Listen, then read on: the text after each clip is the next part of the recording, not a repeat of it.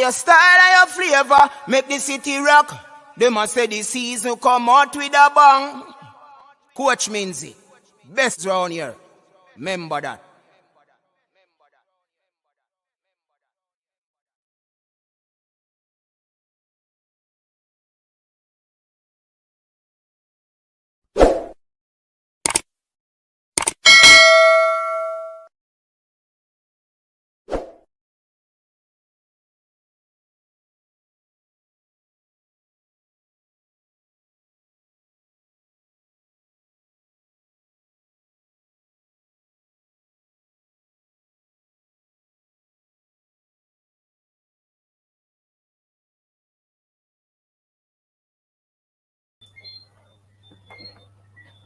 Everyone here unmuted. This is not a takeover. Coach is safe and well. This is Cataract Sound checking in on a Tuesday. You know, we had the triple treat for the weekend with the great Coach Minzy.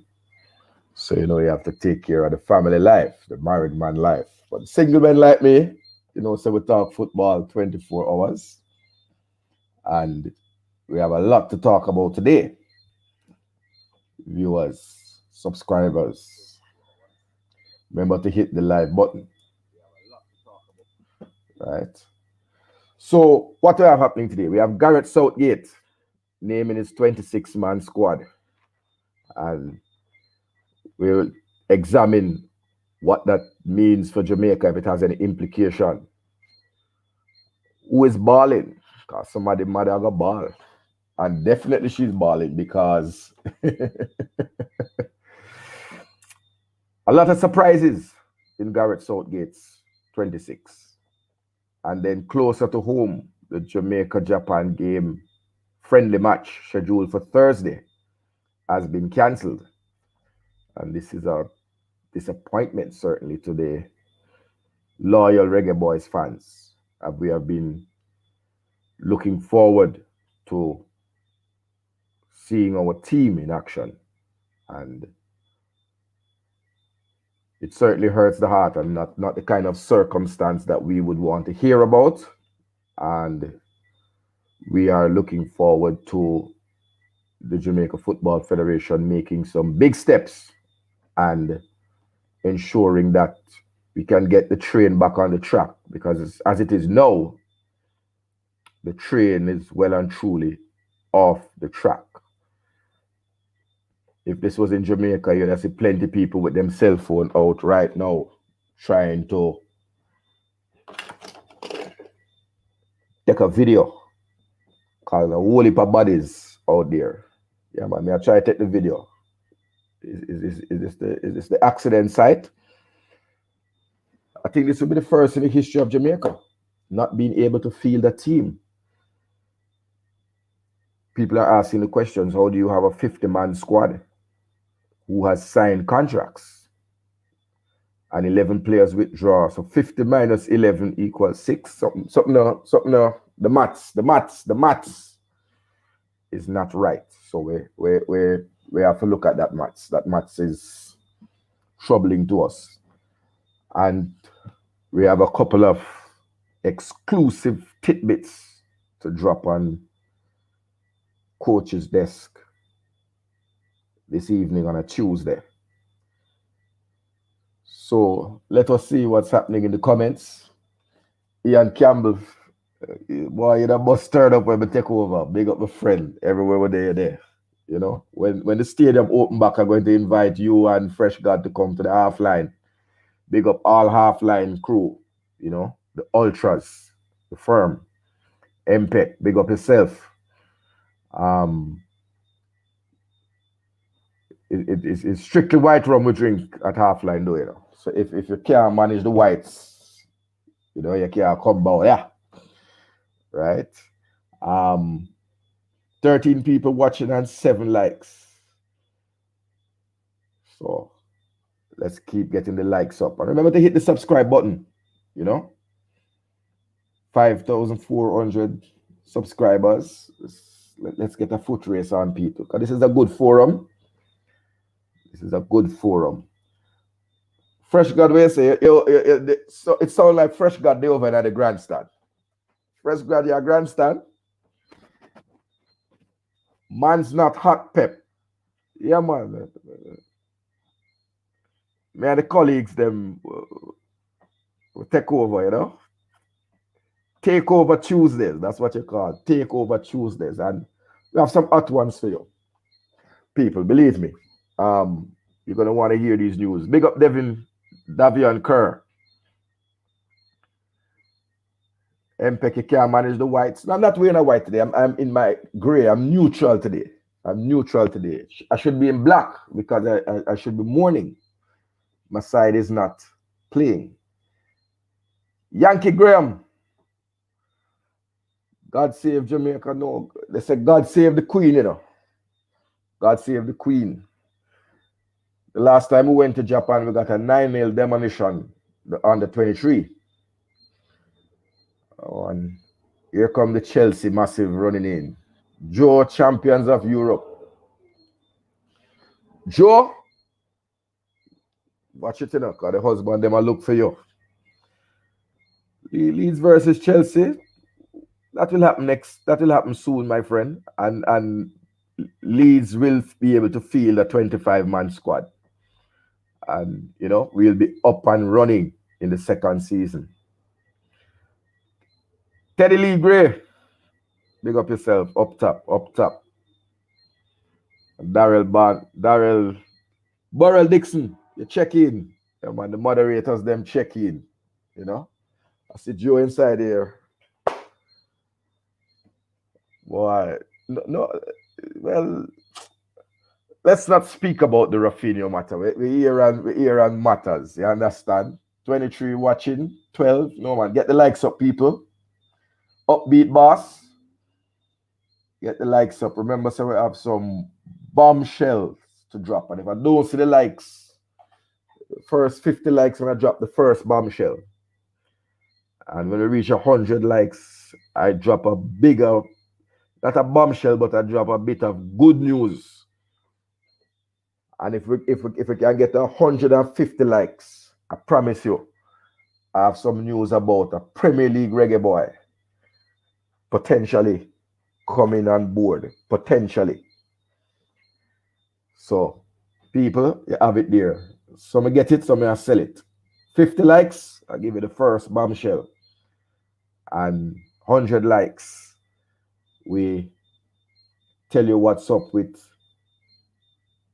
a reggae boy who is in the process. And if you give me 150 likes before the broadcast is finished, I tell you about a Premier League. Teddy Lee, Kevin Stewart, nothing in the Premier League. Premier League, that one's big. That we have decided to make contact with. So people, when we get up to 50, coach, it's a sub. No, hold on this. Fresh God, where I say, man, and a sub, brother. No, man. No. Man. Coach has no that. It's not a transfer. I'm on loan from Reggae Boys commentary. So big up Simon Preston and Coach Binz. It look like them work out a deal and send me on loan. Yeah, man, I'm alone. On loan people for the Tuesday night. Kyle Bartley, no, it's not Kyle Bartley, although it will be interesting to see what how Kyle Bartley views this whole situation in England. Let me see if I miss any comments. Fresh garden at the grandstand. Boy, in a grandstand, I drink white wine. A white rum we drink over the bleachers. Half-line. Big up the Gate 7 crew. David Magnus and the family. And I'm going to use this opportunity to hold on this up. My second year. Tie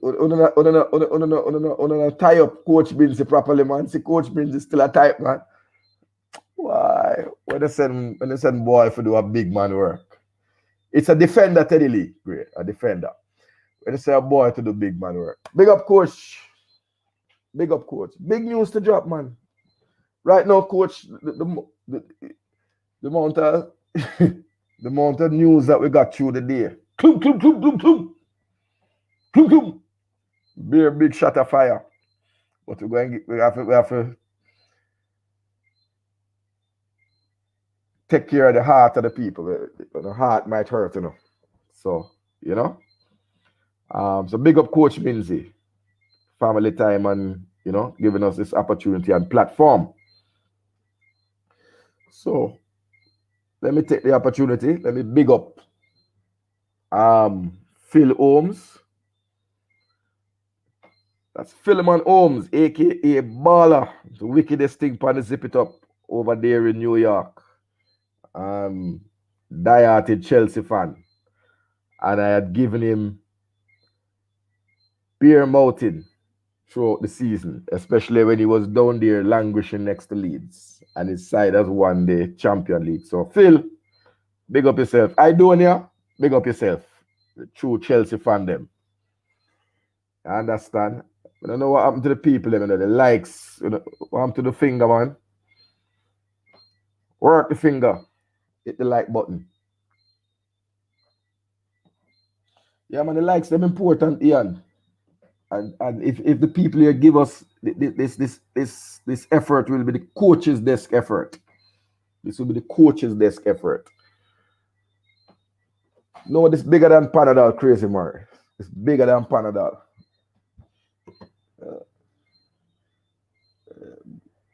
I love the guessing. Big up Yankee Graham, you check in. Red man are all news, man. Red man are all news. People follow the moderators. Big up the live. So, Richard Samuels, big up yourself. As we said today, lots of news dropping in England. And we also have the sad news about our game being cancelled. So, let us start off and look and see who exactly is in the 23-man squad for England and what it means for Jamaica. So I think the main thing that we get from Jamaica is that this is a good look for Jamaica, right? But in the meantime, let me big up some Jamaicans who have done themselves proud. Big up the Morecambe Football Club, gaining promotion from League 2 to League 1. That's Morecambe winning the penalty that was not a penalty and going through 1-0 in the playoff. So big up Kelvin Mellor, defender. Nathaniel Knight Percival. Big up Jordan Slew. Three Jamaicans on that Morecambe squad. Big up in yourself. Jordan Slew, the forward. And big up Nathaniel Knight Percival and Kelvin Mellor, 3-yard man on the Morecambe squad. They have won promotion to League 1, coming out of League 2 via the playoff. And commiserations to Forest Green Rovers, who they defeated. Yes, that will be the club of Jamaican Jamil Matt. So Jamil will have to do another year in League 2.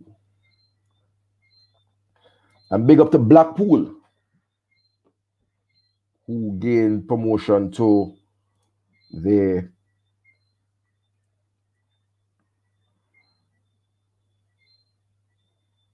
Championship. And we all know, I don't know if everybody knows, but I don't know if everybody knows that Blackpool are one of the teams in that full yard man.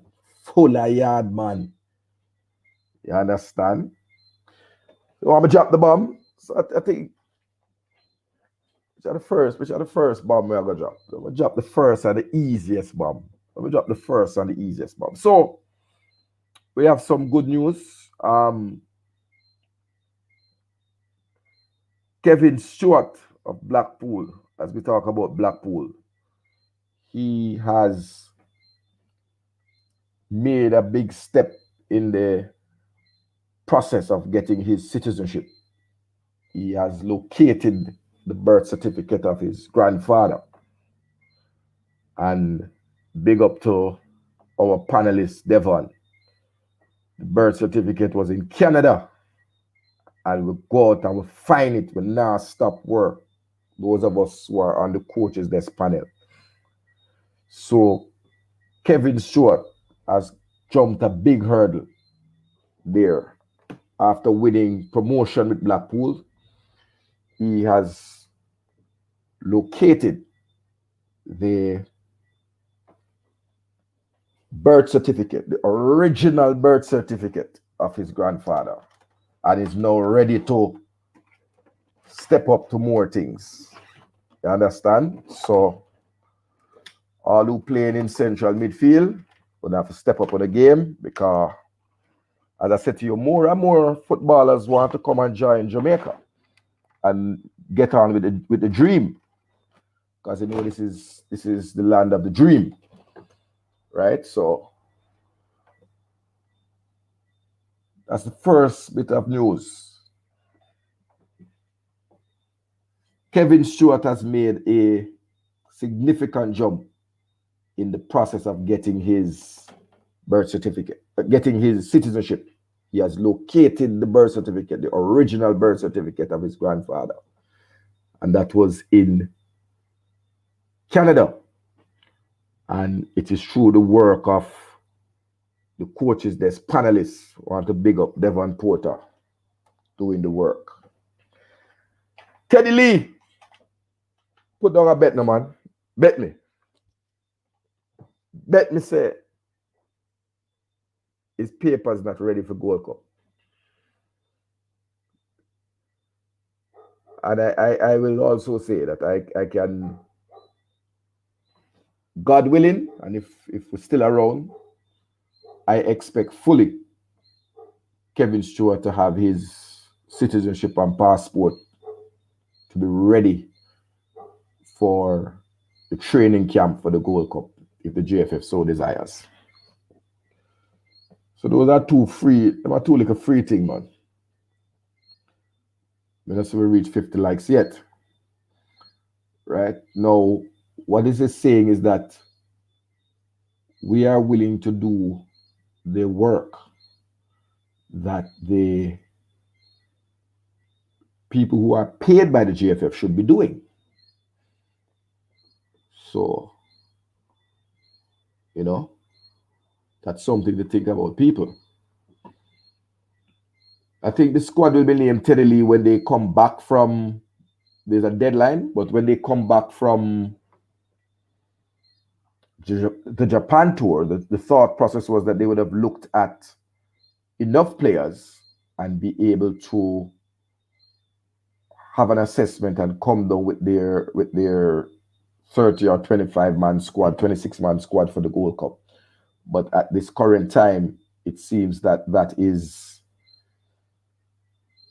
a bit off, because a number of players are the number of no-shows in the team is concerning.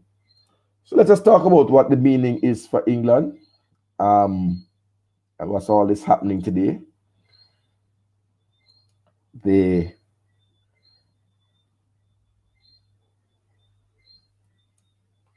When the regular panelists them check in, we can, take a look. So there's a whole lot of lessons to be learned for us. A whole lot of lessons. Let's start here. I look at the Daily Express, and the headline was, England boss Gareth Southgate makes 6 ruthless decisions as the final Euro 2020 squad is named. Jesse Lingard, Ollie Watkins, and James Ward-Prowse to miss out, along with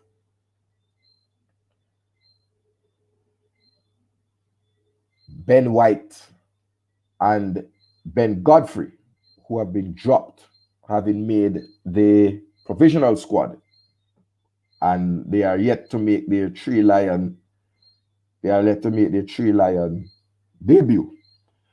And the under-23 goalkeeper from Sheffield United, Aaron Ramsdale, has been cut, and so it will be Everton stopper Jordan Pickford, Man U's Chester United's Dean Henderson, and West Bromwich Albion's Sam Johnston, who make the trip.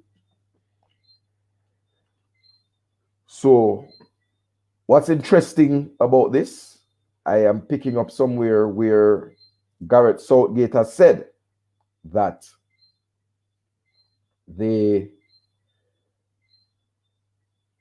a couple of things. He has said that 3 of the players will be welcome to remain with the and train with the England squad. And I think that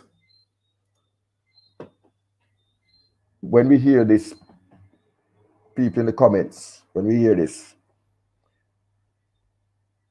I think it's going to give you a clue. Ollie Watkins, James Ward-Prowse have been asked to stay with the squad, as well as Jesse Lingard. And in fact, Jesse Lingard is going to start in the first friendly, even though he won't be he's not a part of the 26-man squad. So he will be given a start in the next England friendly. So another bit of big news. Clum, clum, clum, clum. But what does this mean, people? The man them tell Ben Godfrey and Ben White, go at them yard. So they have been cut from the squad and they have been asked to leave. They have not been included in the training. So that's a bit of a harsh one, you know. So that means that they're not even being considered for the friendly matches. So they have been cut from the 33-man squad. It's now actually a 30-man squad with 26 players, or 29-man squad with 26 players. And there are 3 players who are essentially on standby. They're going to play in the friendly matches. So that would mean that those players can see themselves as part of Gareth Southgate's World Cup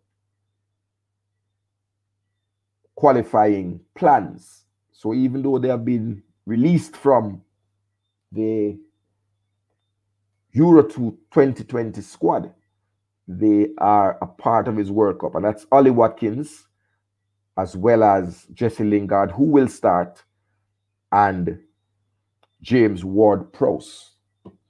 So let me see what the people in the comments think about that.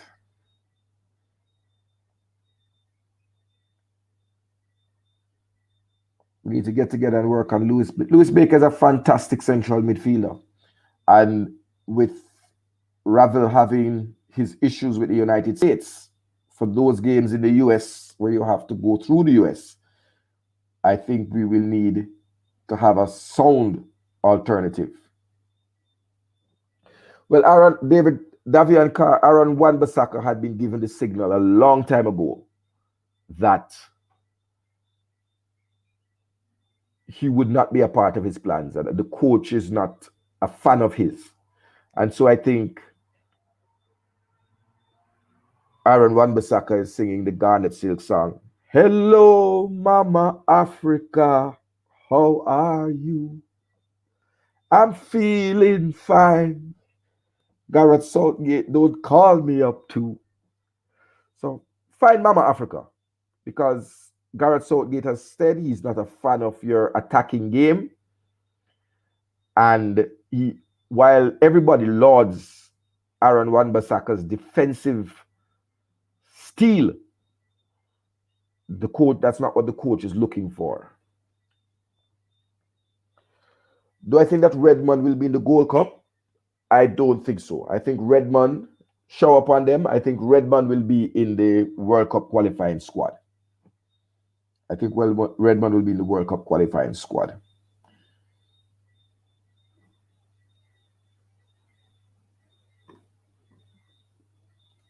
So let's continue to look back at what's being said. I was saying to you that the people are saying that he had to make some very ruthless decisions. That's what they said. And I want to tell you about some other news. They're saying, so let us just confirm the 26-man squad. Goalkeepers Dean Henderson from Manchester United, Sam Johnson from West Brom, Jordan Pickford from Everton, Trent Alexander-Arnold from Liverpool, Ben Chilwell from Chelsea, Connor Cody from Wolves, Reece James from Chelsea, Harry Maguire from Manchester United, Tyrone Mings, Aston Villa, Luke Shaw, left back, Man U, John Stone, central defense, Manchester City, Kieran Trippier, Atletico Madrid, the La Liga winner, and Kyle Walker, part of the fabulous 4 right backs. That's what they have been calling it in England, the Fab 4 right back. In the midfield is Jude Bellingham, showing or again proving Gareth Southgate's reliance and his trust in youth. There's Dean Henderson, who is struggling for fitness, and Mason Mount from Chelsea in the midfield. Calvin Phillips, Leeds, and Declan Rice are the 2 recognized central defensive midfielders. And up front, we have the Jamaican trio, Dominic Calvert-Lewin from Everton, Raheem Sterling, Manchester City, Marcus Rashford, Man United. Of course, Mason Greenwood has had to withdraw for injury concerns. So they call that personal reasons, but he has had to withdraw due to injury. And I think that had Mason Greenwood been fit, a Raheem Sterling mother would have ball, because I think that Raheem Sterling was on the chopping block. So let me know. Ben Godfrey, this is a big time, man. This is a big time. So what do you think, people? Big disrespect for Ben Godfrey. And that is bearing in mind that there were very serious questions over the fitness state of Harry Maguire.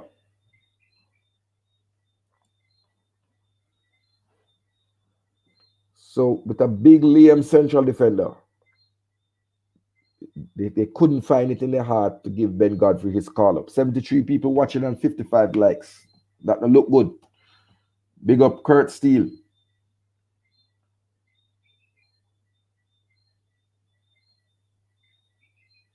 Davian Kerr said, glad to see Jack Grealish and Mason Mount in the squad. Yeah, well, Grealish had really stamped his authority.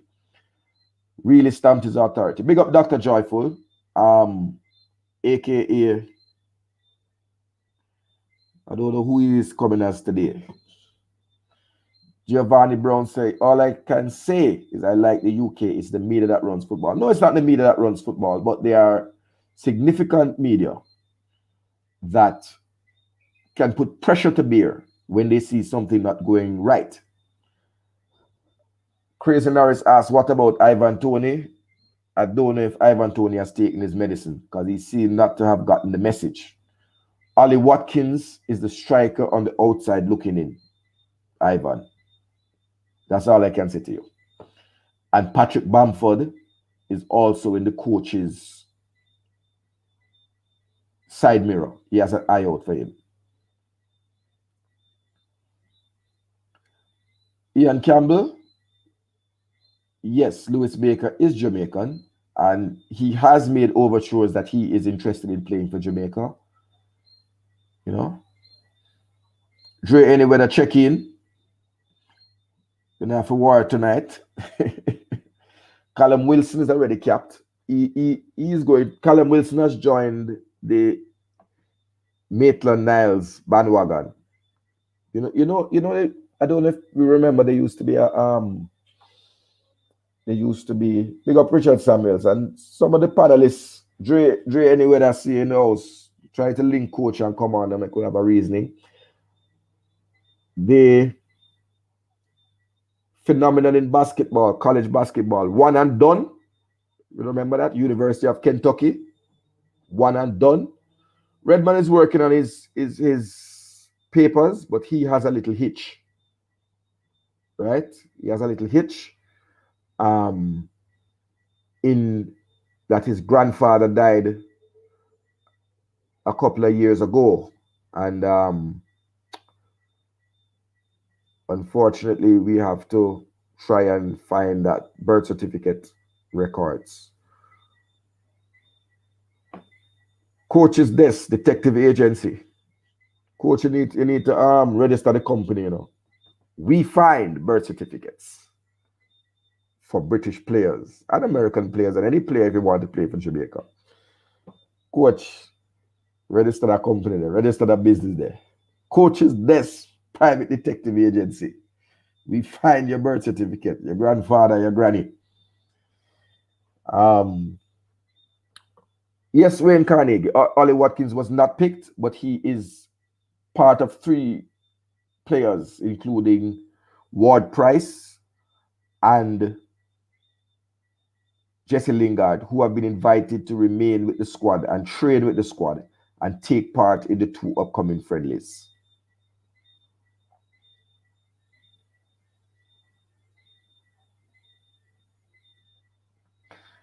Davion Carr, yes, I agree that Johnson Clark wants to play has more desire to play for Jamaica. I don't have any. I don't know the teams. I know that Suriname has named a strong squad, and Canada's squad has good strength and a lot of experience. Yeah, man, Fresh God. You know, so you're the operations manager, you know. You're the operations manager, Fresh God. You understand? So, yes, David Nicholson, the friendly has definitely been called off. It has been cancelled. It's his grandfather's birth certificate that he's trying to locate. His mother's born in England. Right? Neo Sovereign, you check in. How much of a, if you can put up that Neo Sovereign, how much of a setback is the Japan game cancellation? Of course, it's a big setback. Of course, it is a big setback. Jerome 876, big up yourself, my G. It's one less game to look at players, one less game to build team chemistry. And it's also a setback, in my view, in the recruitment of players. While we are trying to put out this professional picture of the Jamaican football, we have displayed our juicy beef mentality to the world.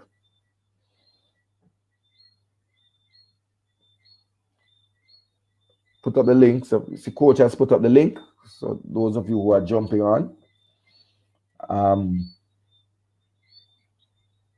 David Nicholson, which new players I see would get called to the Jamaican squad? It's a bit difficult to see. I think the two most likely are the central defensive midfield pair, Anthony Grant and Kevin Stewart. I think they are the closest to getting their passports. Anthony already has his citizenship. Yes. So people, you are at 68 likes. So let me tell you.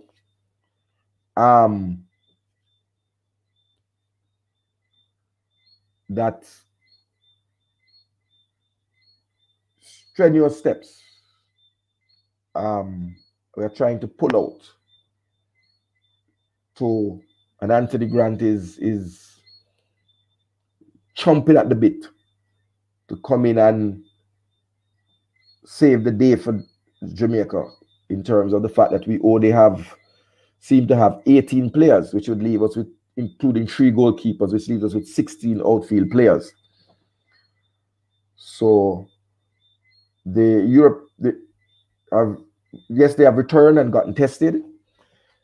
Anthony Grant has gotten his negative COVID test and is ready to represent Jamaica. He has left Swindon and he is at an address in London near to the airport, awaiting a call to represent the country of his birth. So we reach 75. So that is it. Anthony Grant has left his family in Swindon, came to London today, and has gotten his negative PCR COVID test in the nose, no mouth thing, where mouth I go, right? And he has presented that to the relevant authorities. And he is ready to fly. He has gone to an address in London that is near to the airport. He said that if he gets the call, he doesn't want any traffic or no hold up. That's a man who wants to play for Jamaica. He has heard the predicament. So all who did a laugh off of the baller ready. Show me his boots and his bag is packed. And he is in London, minutes away from the international airport, just waiting on a call. And he has his negative PCR COVID test taken within the last 24 hours. Davian Carr, big up yourself, Davian Carr. Long time I've been telling people to go and watch at some of the games. Don't just look, right? I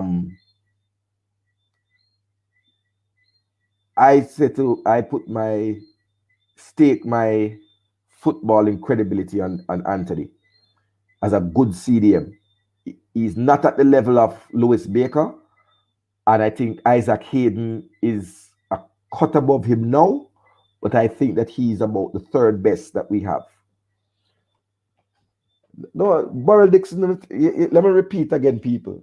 The man is at a location in London. He has left his family and his children, who he was supposed to spend some time with on vacation, cancel his vacation, and is in London awaiting a call for the GFF to represent the country of his grandmother from Portland. Big up. You understand? And if it get 200 likes, I give you if it go to 200 likes, drop something where I shut down the whole of YouTube. If it go 200 likes. But it's at 77. No man is no Dre anyway. You have to delete that comment there and write the man name. It's Anthony the Judge Grant. The judge, the jury, and executioner. You understand? Anthony Grant, aka the judge. And you know what I mean? For a man leaving family and come to London to check in near to the airport and wait for a call. Call the baller, man. You understand? And I believe that himself and Kevin Stewart will be the two CDMs in the Gold Cup battling. You know? Yes, Davian. Anthony is two-footed, and he plays central defender if asked. Half of the season he played as central defender, and he has also been asked to play central attacking midfield, and he has done so.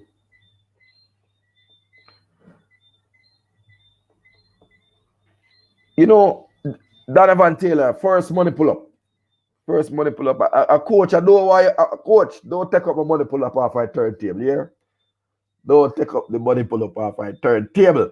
All right. I come link you for my money. Donovan Taylor, big up yourself. Cataract sound in the building, you know, we do it. If you put the money on the table, we are going to give you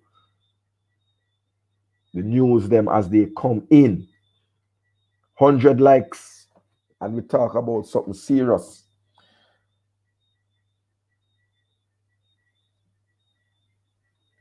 So let me be fair to your people, because he knows a player that I'm close to. He wants to represent Jamaica. He wants his grandmother to see him play for Jamaica in the black, green, and gold before she passes on. She's not, she's frail, and he wants to give her dream of seeing him represent her country. Grandma there in Portland. So let's make it happen. Teddy Lee. Lewis Baker is both attacking and defensive. That is the truth. And neither Anthony Grant nor Isaac Hayden can give the same in the attacking opposition half of the field. And he is equally adept at defense. Right? Isaac Hayden and Anthony Grant and Kevin Stewart are specialist central defensive midfielders. They specialize in breaking people's foot. And Dranick, I think you have said it, he tackles harder than Rudolph Austin. So 10 likes to 100 and you get the news. And this is, I think this will take up the whole of the rest of the so let me try read out some of the other news that I have. Right? So I'm reading here that Gareth Southgate admitted in his press conference that 3 weeks ago he had to tell Trent Alexander-Arnold that he was in the side, because apparently Trent Alexander-Arnold was nearly having a mental breakdown, right? And it was affecting his performances for Liverpool. And so 3 weeks ago, with the crucial matches coming up to the end of the season, Gareth Southgate had to inform Trent Alexander-Arnold that he was a part of the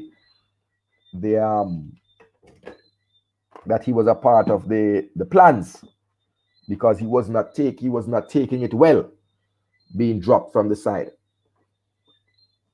So there you have it. That's another bit of news for you people. So I think it's a lesson to us as to how you deal with players. You have to be sensitive to players. And so what are some of the reactions that England are saying? 10 defenders. They said it's a very defensive squad. And but I believe that they can improve and they must improve, and we must hold them accountable to improve. And we must demand that we win the Gold Cup and we qualify for the World Cup and we come out of the World Cup group stage. No argument, none of that. Anything less, unacceptable. Remember, say coach dropped the link, so those regular panelists who come on, hit the link and let's come and discuss. 95. 5 more likes to go.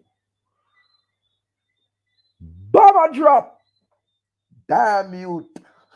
Fresh God. Look like Fresh God who has stuffed the ballot box. You want to put 5 more likes in there, Freshy?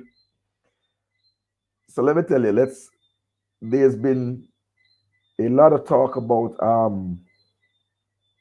let me find the article.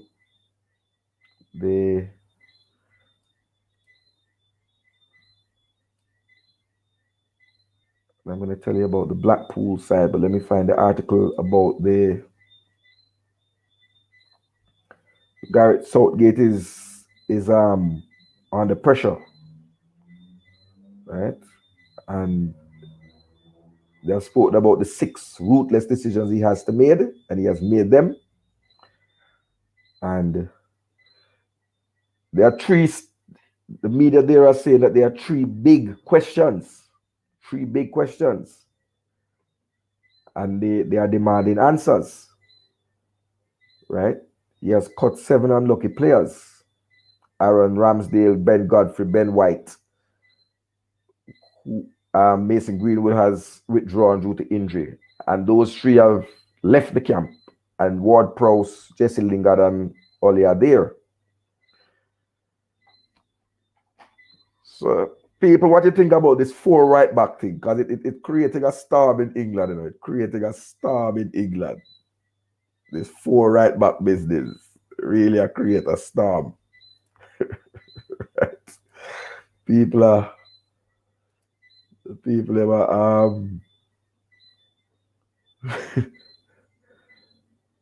the various media are calling it the fabulous 4. Trent Alexander-Arnold return to England would be a matter of days. That's what people were thinking, that he was going to be cut. And they're saying that his role for Liverpool into the Champions League tied Gareth Southgate's hand. And for those right backs, let me read a quote from Sky Sports.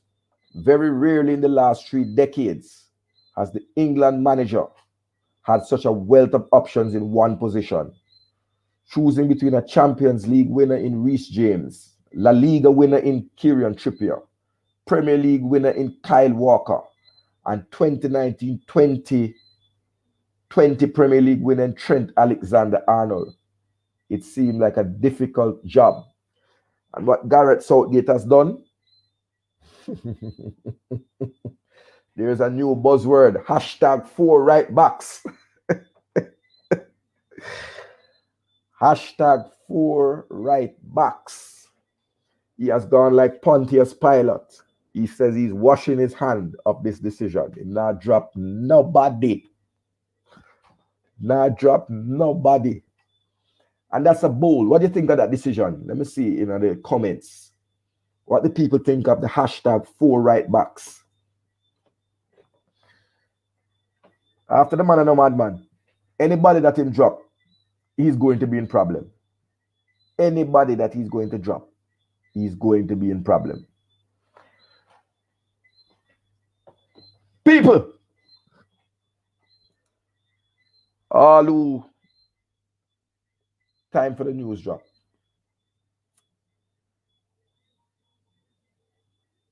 Today, in my inbox, an article in the Post newspaper stated the following. You know, when we have been doing this program, a lot of people have been asking us, oh, we know footballer want to play for Jamaica, and footballer no want to play for Jamaica, and who no want to play for Jamaica. This bomb. People gonna check in the live and make sure say, gonna sit down when we drop this one. The name of the article, and it's going to be published. I think it might show up in Jamaica tomorrow. Ben Godfrey, overlooked by Jamaica, selected in the England squad. You hear me say, people? Ben Godfrey, overlooked by Jamaica, selected in the England squad.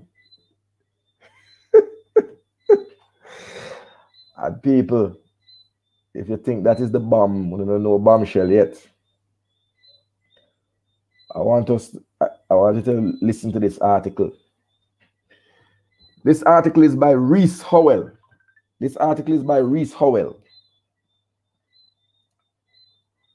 A journalist in England.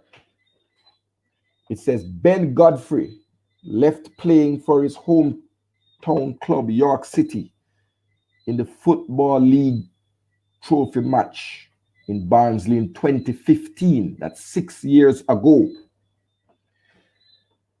It says the 23-year-old born meteoric rise to from League 2 prospect to the top tier of the game reached new heights last week when he received his first call-up to a senior England international squad.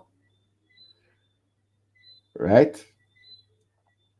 It says, indeed, had the Jamaica Football Federation bothered to take seriously an email from Ben Godfrey and his then coach at Minster Men Academy, the player could now be lining up as a reggae boy in Japan rather than a Three Lions from England. The journalist says, I have a copy of I still have a copy of the email that was sent to the Jamaica Football Federation back in 2013. You hear that, people? I still have a copy of the email that was sent to the Jamaican Football Federation back in 2013, advising them to come and have a look at Ben and telling them he was definitely a player they should consider, revealed Darren Kelly, the York City coach who had brought Ben Godfrey back into the club academy and later handed him his youth training service contract following his release from Middlesbrough. Fresh God, see if anybody dropped down. See if anybody dropped down. 2013. I want to see some apology. I want to see some apology from some people. Some of this information, I'm going to tell you, want to see some apology from some people who are saying that players don't want to play for Jamaica. And how we know. This is the player, his academy coach, right? And the coach at the time of York City. So 3 people. Listen to this. He was just a cut above the rest, but England were not interested in him. And Ben's dad, who played professional rugby league, was of Jamaican heritage. I just felt that given how gifted he was, it would be a no-brainer for Jamaica. That they would be stupid. Let me repeat, that they would be stupid not to want him. But I did not even get a reply to this day.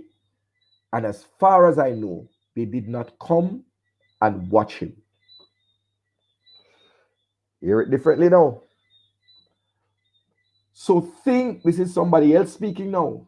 So things could have played out very differently for Ben, which is something I contacted to tell him when he got his first call up for the under 21. I even sent him a picture of the email I sent to the Jamaican Football Federation saying, this is what could have been. Ben Johnson, at 15 years old, emailed the Jamaica Football Federation begging to be a reggae boy.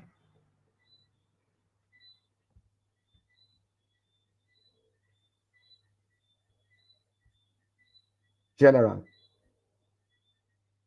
the coach offered him for the under 21. How can you not respond to an international, a Premier League, not a Premier League level, a professional league level coach writes you and gives you a recommendation 7, 8 years ago in 2013, 8 years ago, about a 15-year-old that he said was special. Coming from, look the line that he's coming from. His father was a professional rugby player. Coming from a sporting line. So his academy coach, so you hear this now? His academy coach, that means that he was younger than that, had reached out to the GFF. The player and now the York City coach. So when Ben Johnson got his under 21, what the coach for York City is saying is that he basically sent the JFF the finger and said, "You are stupid." Note the word now. Stupid. This could have been Jamaica. When he got his England under 21, Ben Godfrey, we are talking about, brother, not Ben Johnson. Ben Godfrey, who has turned out to be one of the best defenders in the Premier League. We were told 8 years ago, 8 years ago, that this was a special talent. Cataract. Come in, my brother. I hear somebody. Hold, hold the news until we get it up to 100 likes.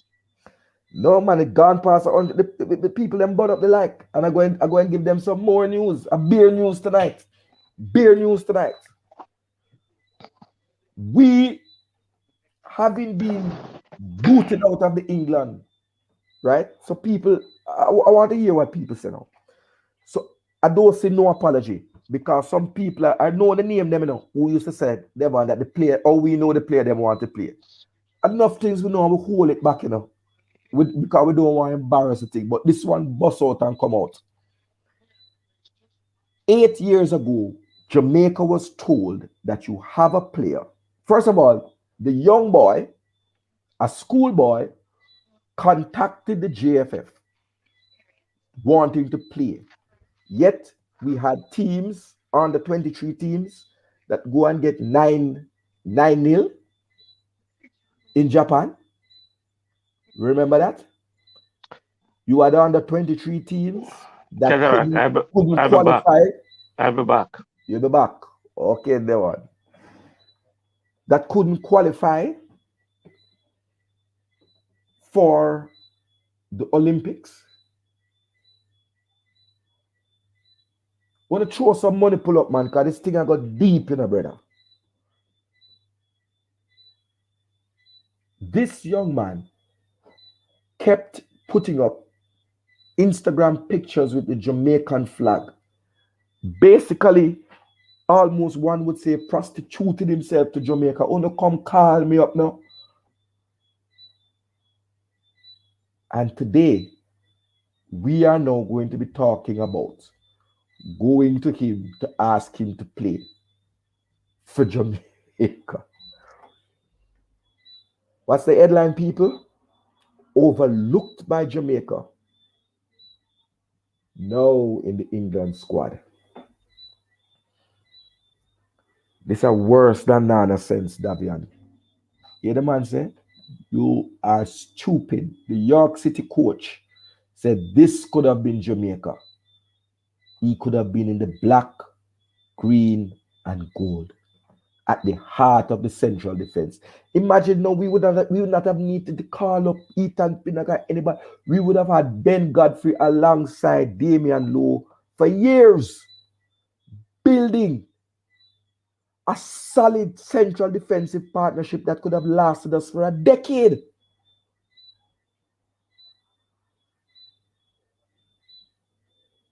Neo Sovereign, that is for the club to do. That is not my national program, is not to develop. Think of it now.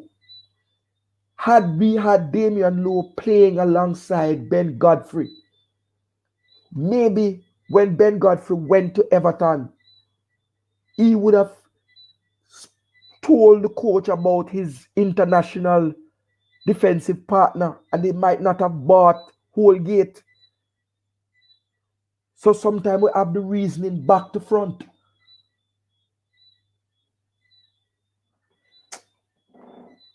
Brother.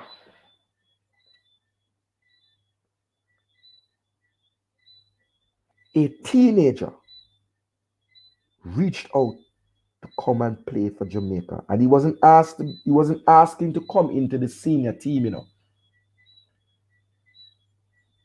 He was not asking to come into the senior team.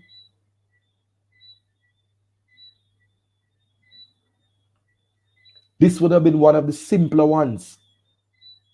The article says his father is Jamaican. So it's a 1-2 to get your thing. As a matter of fact, if I don't want to speculate, but he might have even been on the birth certificate of his father, on the passport of his father. Madness, man. Madness. Madness. I don't know how everybody feel. I'm hurt. I'm hurt. And people, the thing is that we are back in this situation. Here we have a player like Anthony Grant begging and knocking on the door of the JFF saying, I want to represent my country. I want to make my grandmother's dream come true before she died.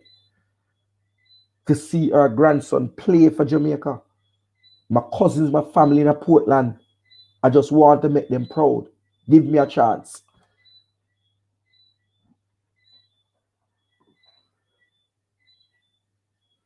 How many more has slipped away?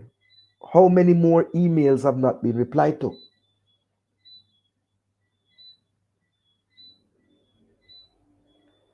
Now, Kyle Daly, how you mean that never happened?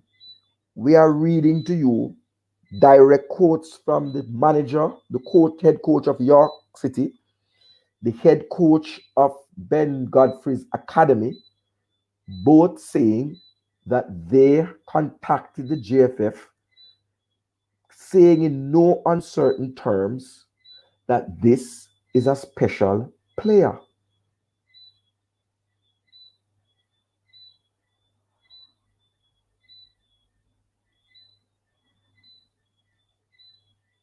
Moment of silence.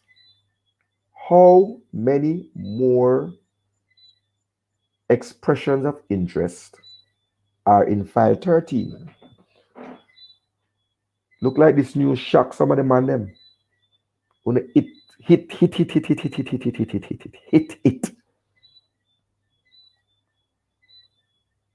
Somebody come on and share this. Now this man has been unceremoniously dropped from the England squad that he has been called up to.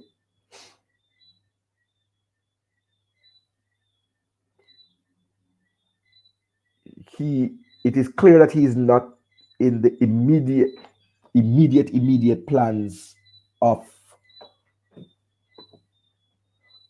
Adona Burrell Dixon. Andre Williams, a moment of silence, man.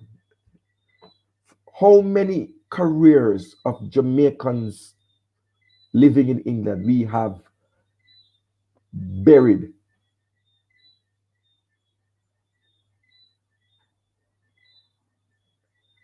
No, top 10. See, this is my thing now. Top 10. Let me take you out and tell you. You don't hear that 8 years ago, JFF got an expression of interest from a player of Ben Godfrey's talent and said no. That's what's up.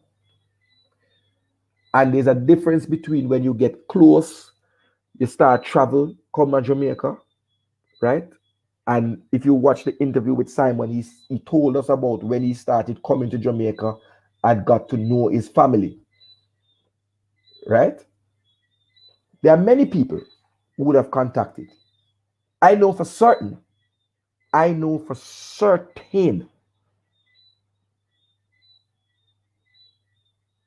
that Theo Walcott made overtures to the JFF to want to come and play for them because I worked with his aunt. His aunt was the HR manager who hired me. The one time that I try and do a like a 9 to 5, right? And every day for 1 year and 4 months, that lady, every Friday, we used to eat jerk pork and drink liquor after work, you know? And this lady would come and say, oh, you tell me, say you're big in a football. I didn't you don't contact nobody, didn't I tell you my nephew want to play for Jamaica? Him and his friends Ashley Cole was there too because he said him and his friends want to come and play for Jamaica. So Alfred Hines, you are saying that we are killing up ourselves with players who don't want to play for Jamaica? You're not hearing? You're not following? Ben Godfrey was begging to play for Jamaica. So I don't know. People are not. Let me know if I'm not saying this thing right. Let me see if I'm not saying this thing right.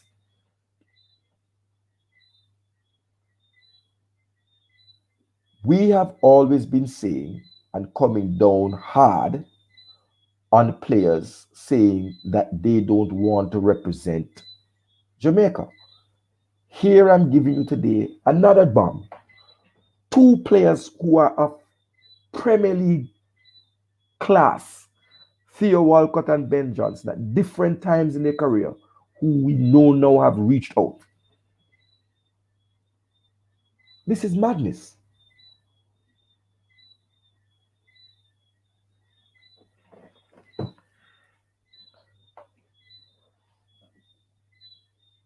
At the same time, and we don't know the Mason Holgate story, but we do know that Mason Holgate, who was then at Watford, used to regularly put up his Jamaican flag on his Instagram, which is a signal if anybody was bothering to listen and look to say, see me here, I would like to come into the thing.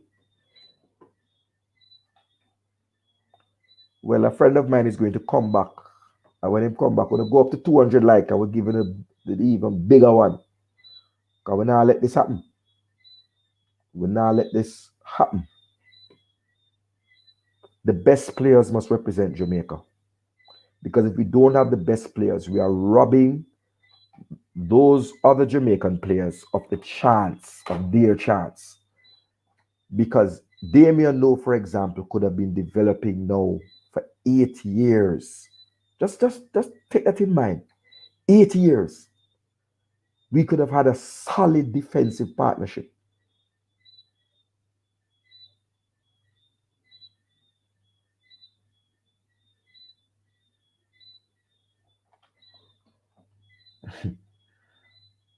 I don't want to be unfair, right? The article also was said that Leeds United,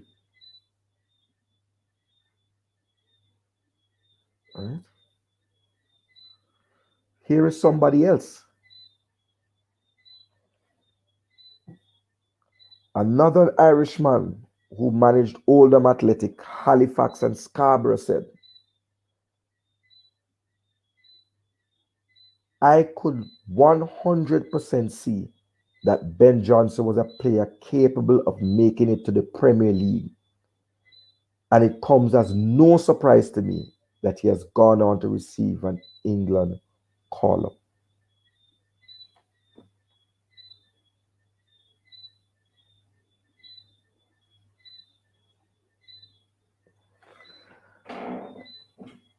So Jamaica is not the only one getting a beating, but Leeds United, my famous Leeds United, we are getting a beating too.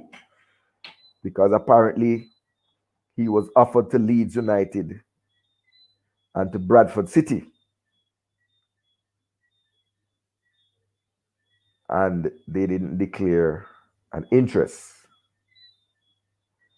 And it says that maybe it's because we are only a category 3 academy, but none of the big clubs. But this boy was on Leeds' doorstep, and it could have been them getting that 20 million fee that Norwich received.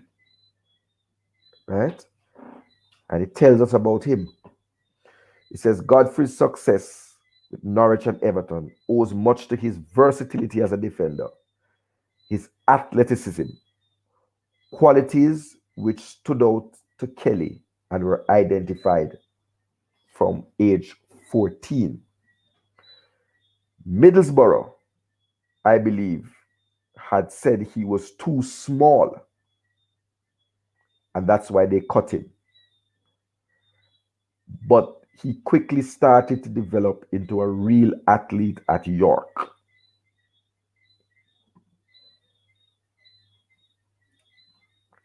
So I just want to say to us, let us be careful how we judge the players who we see in Division 2, League 2 and League 1, right? Because I hear a lot of people jump, oh, he might play in a League 2, he might play in a League 3. Who him? Why we want him? Right?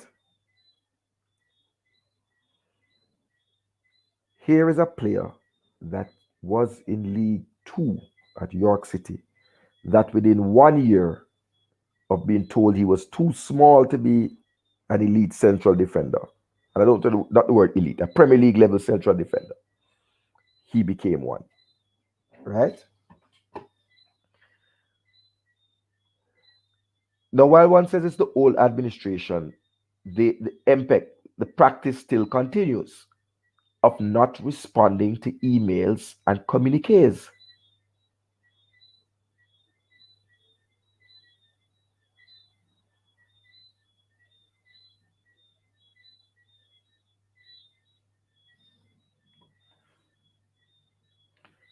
Michael Woodburn, what's the way forward?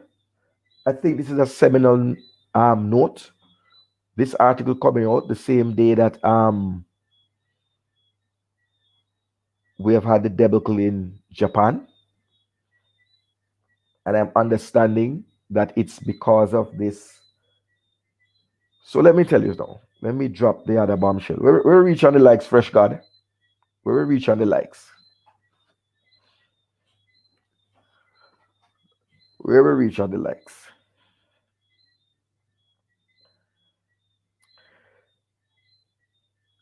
We are being told that the players who tried to board the connecting flight in Amsterdam, come, put it up to 125 and when we give you another bomb. Clump, clump, clump, clump, clump, clump, clump. Bear shot of fire around here. Bear shot of fire. Right? This is coach's desk. Cataract sound in the building. You know I am the man. Cataract is the sound with the dub plate them. We don't play regular 45. We don't play regular 45. We don't play regular 45. So let us give them piece of the bomb now. Let us give them piece of the tune. What's happening in Japan, people, is that Japan has gone up to a tier 4 in terms of its fourth wave of the coronavirus. The Netherlands, their government has indicated that you need this PCR test to board the flight. And William Saka Academy, big up yourself. Connecticut in the building. Right? Now,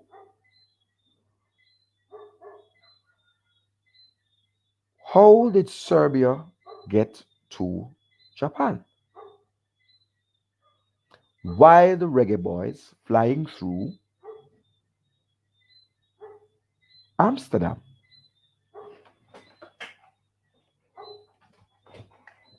Can you hear me?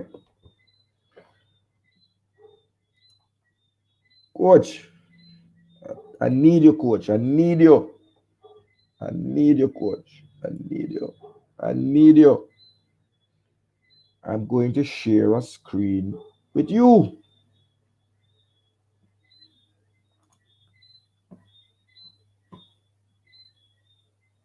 People, that's what coach said. Massive. I get my own talk. Let me share my screen with gentle people. I'm going to share a screen with you.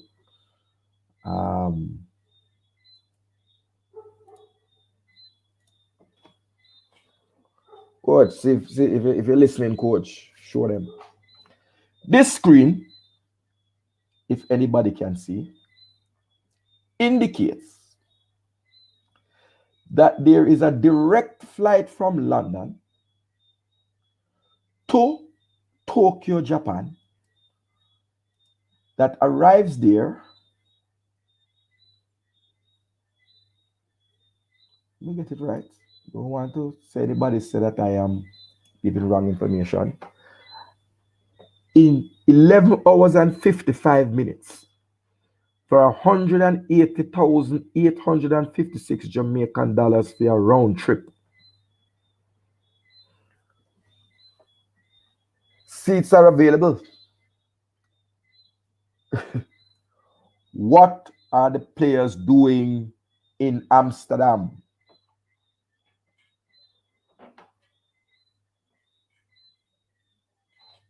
What are the players doing in Amsterdam?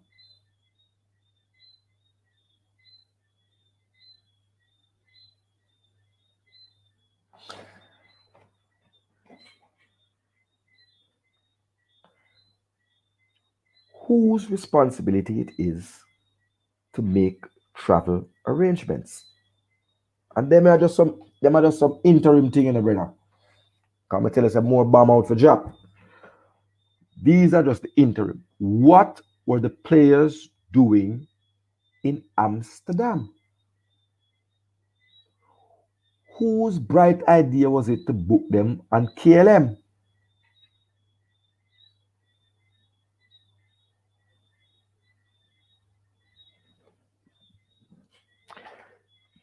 Odin L. Cheaper flight means a longer time. So it's a longer flight, right? In 12 hours, players could have been there, right? And I think the business class might have been more expensive. I accept the business class is more than 180,000, but I'm telling you that for about 1,200 US, 1,200 US dollars, you can fly to Japan direct from London.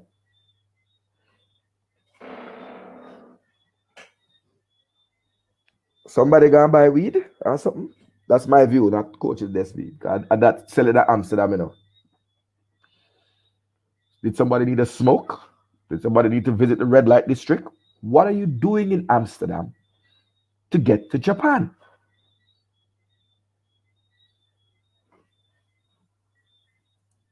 When you simply get to the airport at 5:20, take off in the night, and you reach 3:15 the next day. I don't understand this. There's also a shorter flight that goes through Paris. There is a shorter flight that goes through Paris. That's the Air France. There is also Lufthansa that goes and connects through Germany. Why would you be flying all the way near to the North Pole?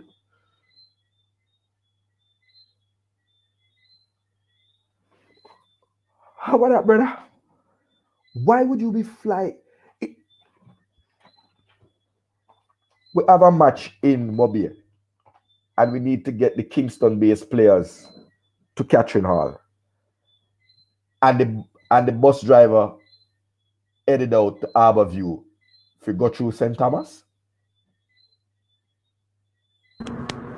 and go around Mansion Hill.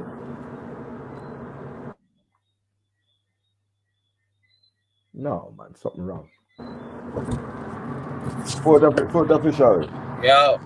You have to turn away and make the noise. And the fan of the AC. You know, say I look like the AC. Well, I'm locked up. I drive. You know.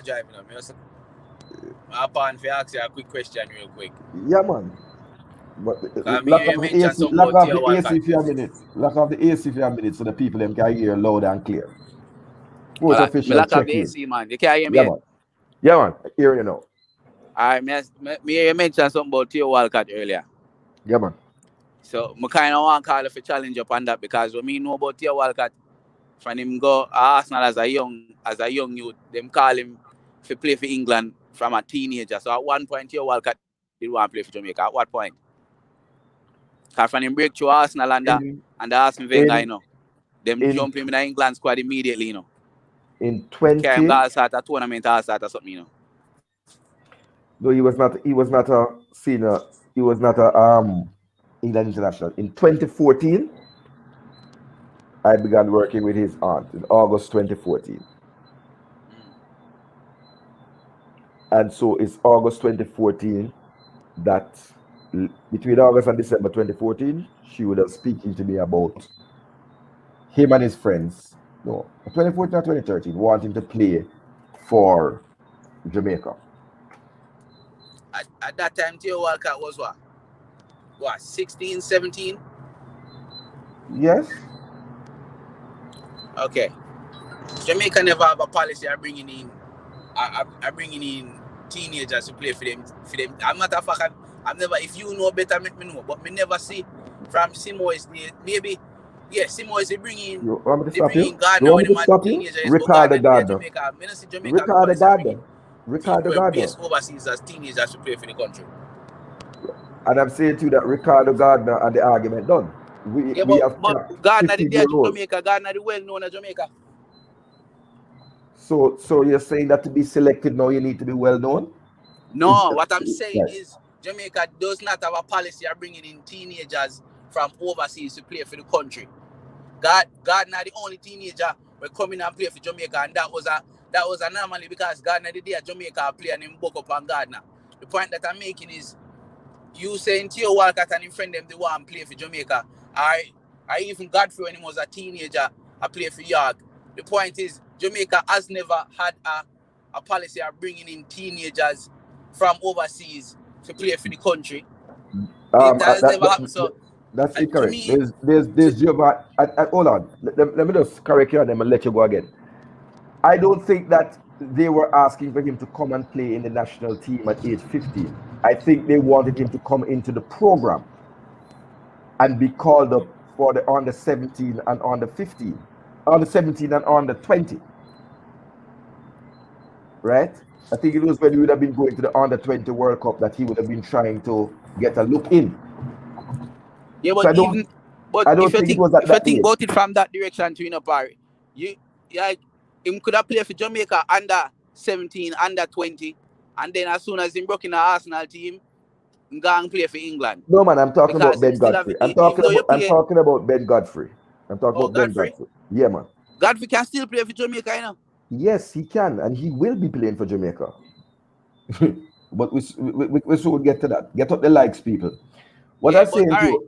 And we really want to drop the point before we go in, you know, because I think I gave him for hot back on after that, but really want when we jump up on the YouTube later, I just have to listen because I'm not going to give him for hot back on and correspond with the man. But you there in England, so what I like to know from a big man level, why Gareth Southgate chose to pick 4 right back for carry a 1 month competition. Right? 4 right back in our competition, we're going to play. If you go to the final, we're play 7 games. If you get kicked out of the round of 16, we're play 4 games. And he carry 4 right back. 2 injured players in Harry Maguire and Jordan Henderson. Zin? And he left out one of the best set piece taker in the whole of the Premier League. The best thing England ever see when a spot kick since Beckham, James Ward-Prowse, and I carry Henderson. Him send home Godfrey, him send home Ben White, and I carry injured Harry Maguire. You there England, somebody like if you tell me why. 4 right back. So maybe you know better because of your people him. Because me not understand. There's a reggae boy fan, but I'm going to answer for everybody, and I'm going to share what people are saying because it's a major talking point. The trending thing now is hashtag 4 right back.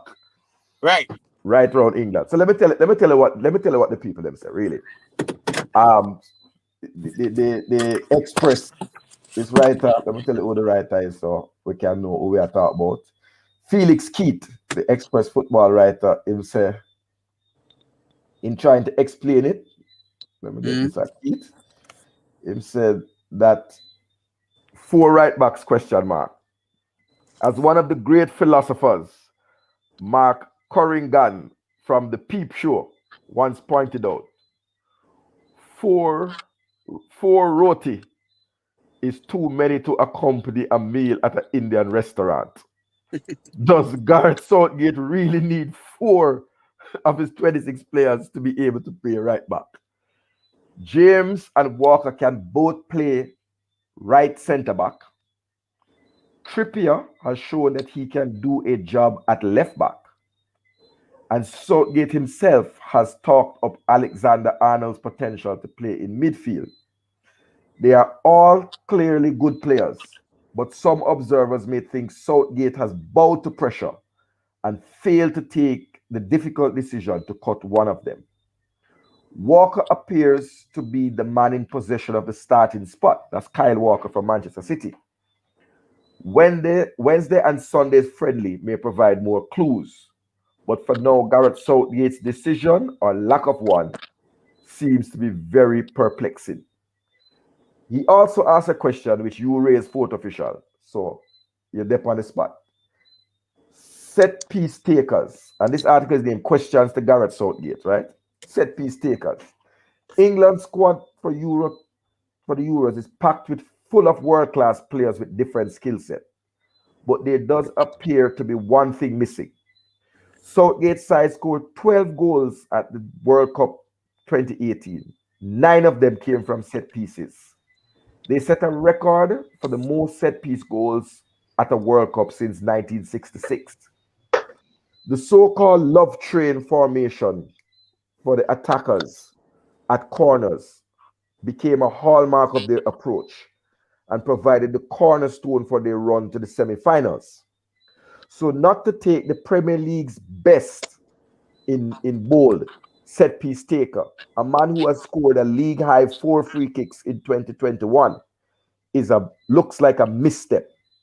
Ward-Prowse has played every minute of the Premier League action for Southampton over the past 2 seasons and has proven himself to be the most reliable dead ball striker at Southgate's disposal. He can and must feel aggrieved at his exclusion, especially given the relative dirt of the central midfield option compared to others. And if you note that it's only Declan Rice and Calvin Phillips as designated central defensive midfielders, and Jordan Henderson is carrying an injury. So you asked 2 questions. I don't know if you're That's my whole point in the farm. Me put up a 1-minute video on my YouTube channel because me can't understand what you have. You have Declan Rice and you have Calvin Phillips. Zane, you can't. If you are gonna play both of them, I don't see why you don't play both of them in a certain place because you still have Mason Mount, Jack Grealish, and Phil Foden for fitting at that team at the same time, right? Okay. So there's no way you can play both Declan Rice and there's no way you can play Calvin Phillips, right? Which Mason Mount and Mason Mount cannot play a number 8 where I play up and down the field for England, right? That means and Phil Foden can't do the same. Both of them have to play further up in the field. So who are going to play the box-to-box midfielder? All right. So it looked like you have people. I have to look and see if you have one camera in my house now. You people on the screen. And DJ Liverpool, I just go and answer him and then I go and bring it in right away because my voice is at work. All right. England support me, G. Right. No, brother. No, you know, say me support England. You know, say me reggae boy start to power. You know, DJ. You know, say me is a football fan. Me not support England. When it comes to international football and Argentina, me support and Messi and make me change my mind. But that's a different conversation. But when it comes to football, me is a football fan. I mean, I look upon it from a football perspective, Barry. England have so much talent, brother. So much bun rice talent. See? And England and them hire this man named Gareth Westgate. And them just have mess up everything, Barry. Me want them go, if England are go and lose, they need to go and put them best foot forward. If them go and lose now, them are going to blame him as opposed to knowing say England go and put them best foot forward and lose. You understand what I say? All right, so Fourth Official, let me answer you quickly because this writer, you are obviously asking the right questions and proving that you know, you're one of the part of the team, a top analyst. Because here goes the next question. Remember, so the article named Questions for Garrett Southgate, you know. All right, now, you ask the three questions, and the same three questions the man asked. So the next question, the last question though is, so what is your best formation? And the answer he says, what he's saying is that while there are always going to be difficult decisions to be made, Southgate still has a wealth of creative options to call upon this summer, which you said. The question is how they, and I put in the hell, to get them all into the same team. But Mason Mount has established himself as a starter for club and country this season, right? Foden has blossomed into one of the most exciting young players in the world. Jack Grealish is a dynamic, dribbling, and creative presence unlike any other in the squad. All three warrant a starting berth. And that's before you even consider Saka's potential attacking role. Exactly. Southgate has often liked to play with two holding midfielders. Henderson and Rice would be the preferred partnership.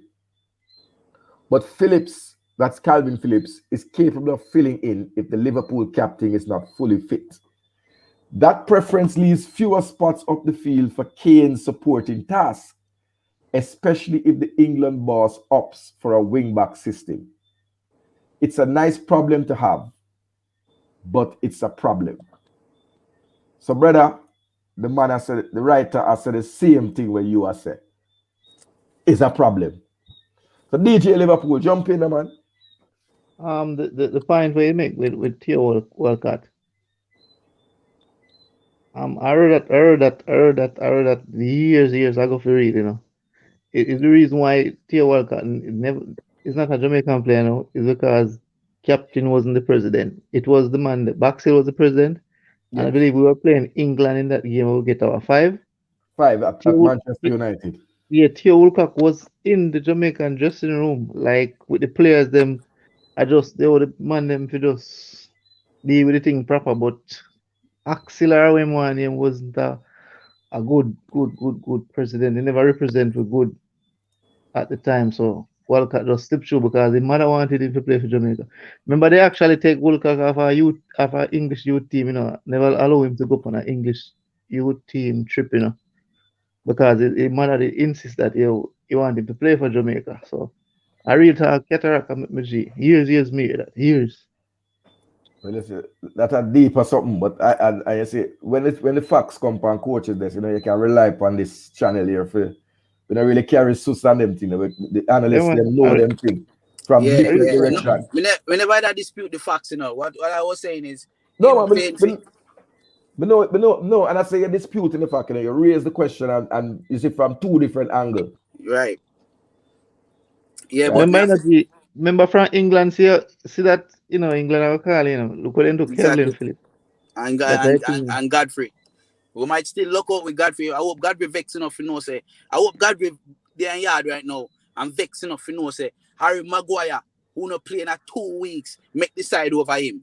And Harry Maguire still have to go regain fitness so him can play. Man like Henderson, we not playing at 4 or some months, still have to go regain fitness enough to go play in our tournament, now 1 month tournament.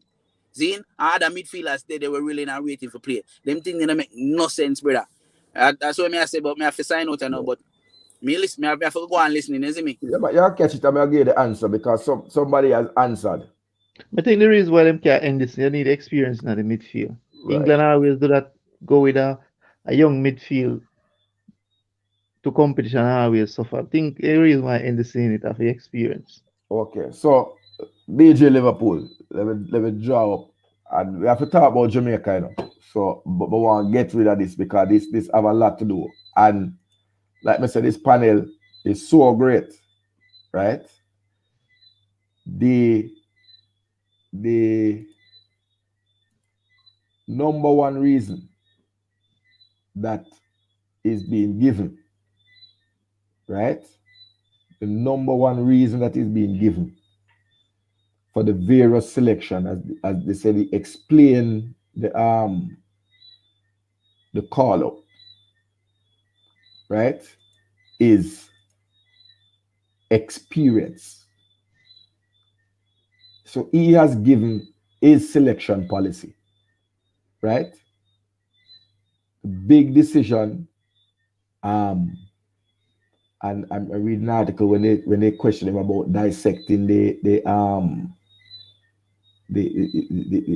squad, right? What they said is that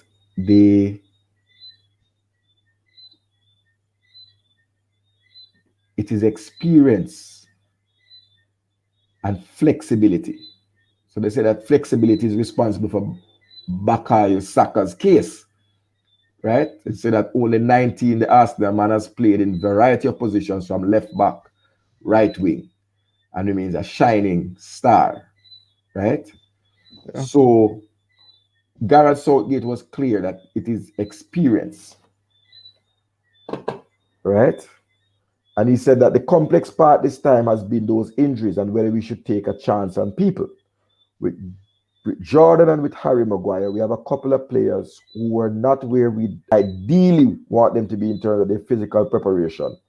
But we think that the experience they have, the fact that we think we can get them to a point where they can have an involvement in the tournament, it's worth taking them, especially as we have an extended squad of 26. So my thing, DJ, is that I like the way that Southgate is very expressive with and communicates with his fan base and the public. And maybe it's the strength of the British media. But he was forced to explain the decisions. Right? He said that Olivia jumped on earlier, he said that he had to, the one of the reasons why he couldn't cut Trent Alexander-Arnold now is that 3 weeks ago he had given Trent Alexander-Arnold a commitment that he was going to be in the side because it was affecting him mentally and affecting his game for Liverpool. And Liverpool was in the critical running for the Champions League. Part that never leave, but it's not a far stretch to say. Him said to him, qualify Liverpool for the Champions League and you're going to be in my squad. Prove to me that you can bring Liverpool and deliver the Champions League to Liverpool and you will be in my squad. And having done that, it would have been a difficult decision to then turn around and go back on your word and drop him. So his hands were tied. And so he just wash him on like Pontius Pilate. But when I buy a still, you see, from Trent get left out of the squad. The best in place in season. Yeah, man. Yeah, man. But I think what was happening, he's saying, is in the last 3 weeks, they haven't stepped up his game. The media was still saying he should be left out because there was still a clamor about Wan-Bissaka, if you remember. There was still a clamor about Wan-Bissaka. But this is not the English coach's desk. So really and truly, I wanted to look at what this means for Jamaica. So I want you to just hold that thought there and I just go and go through some comments and just see if we can address something. Let me see if we catch back. He said, profound ministry said England has a very compact team. This one is up for the challenge. Hope they do well. Well, in a report, Gareth Southgate said he's feeling the pressure to deliver because the expectation is that they should win. Paul Beckford said Alexander-Arnold should not make the squad, but it's just like Damian Lowe. The country love him, so they won't leave him. I hope I explained. He is loved. Liverpool is a loved team. Manchester United is a hated team. Liverpool is a loved team. And Alexander-Arnold is loved because of the dazzling work he does in the attacking, and people overlook his defensive frailties. Attack looks good. So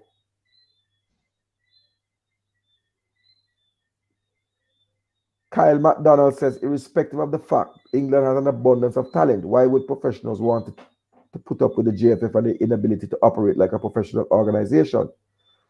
That's a question. Donovan Taylor said that Amsterdam is known for its prostitution and weed.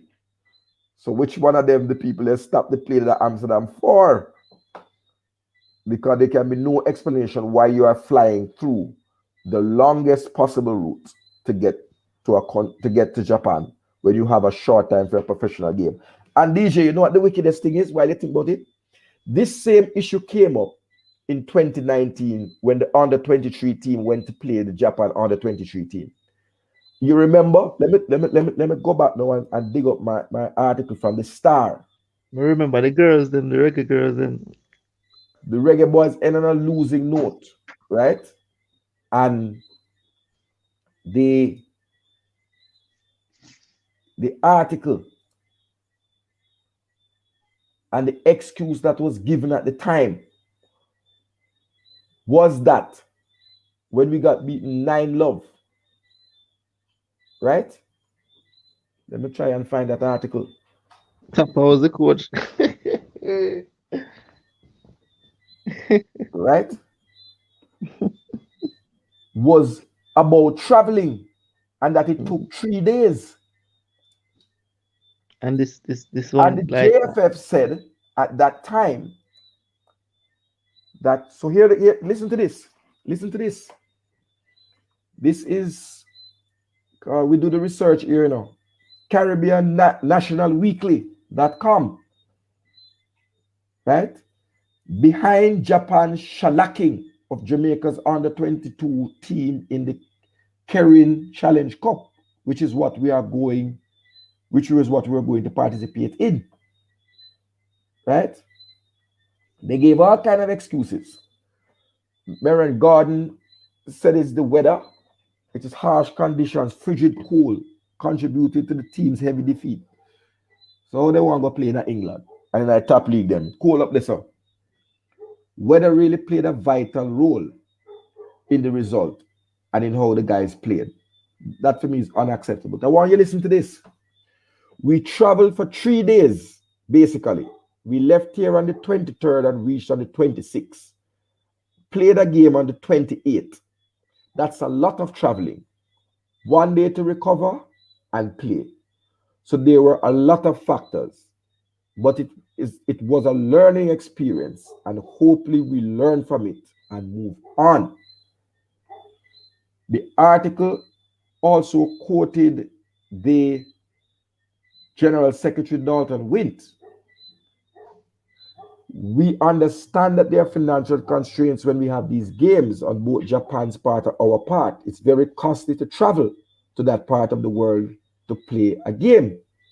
I don't know, 1,200 US is costly. So, just to make do with the experience we garnered and ensure ensure that we will do better next time. The writer asks, but does the team do better next time? How the team do better next time? What does this really mean? And what measures will be put in place to ensure that it does better? DJ, talk to me.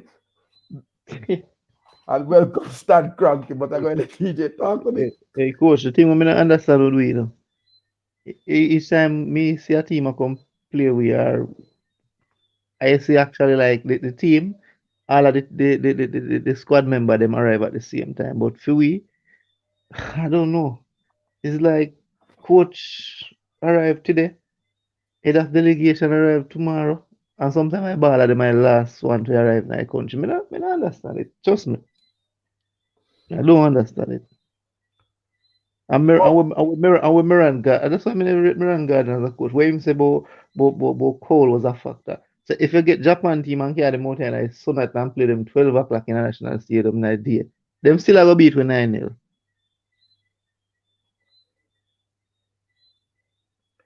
Simple as that. DJ, and I'm going to bring in Stan Concrete. 2019 Stan, what we're saying is that we had the exact same 3 days of travel and travel being blamed.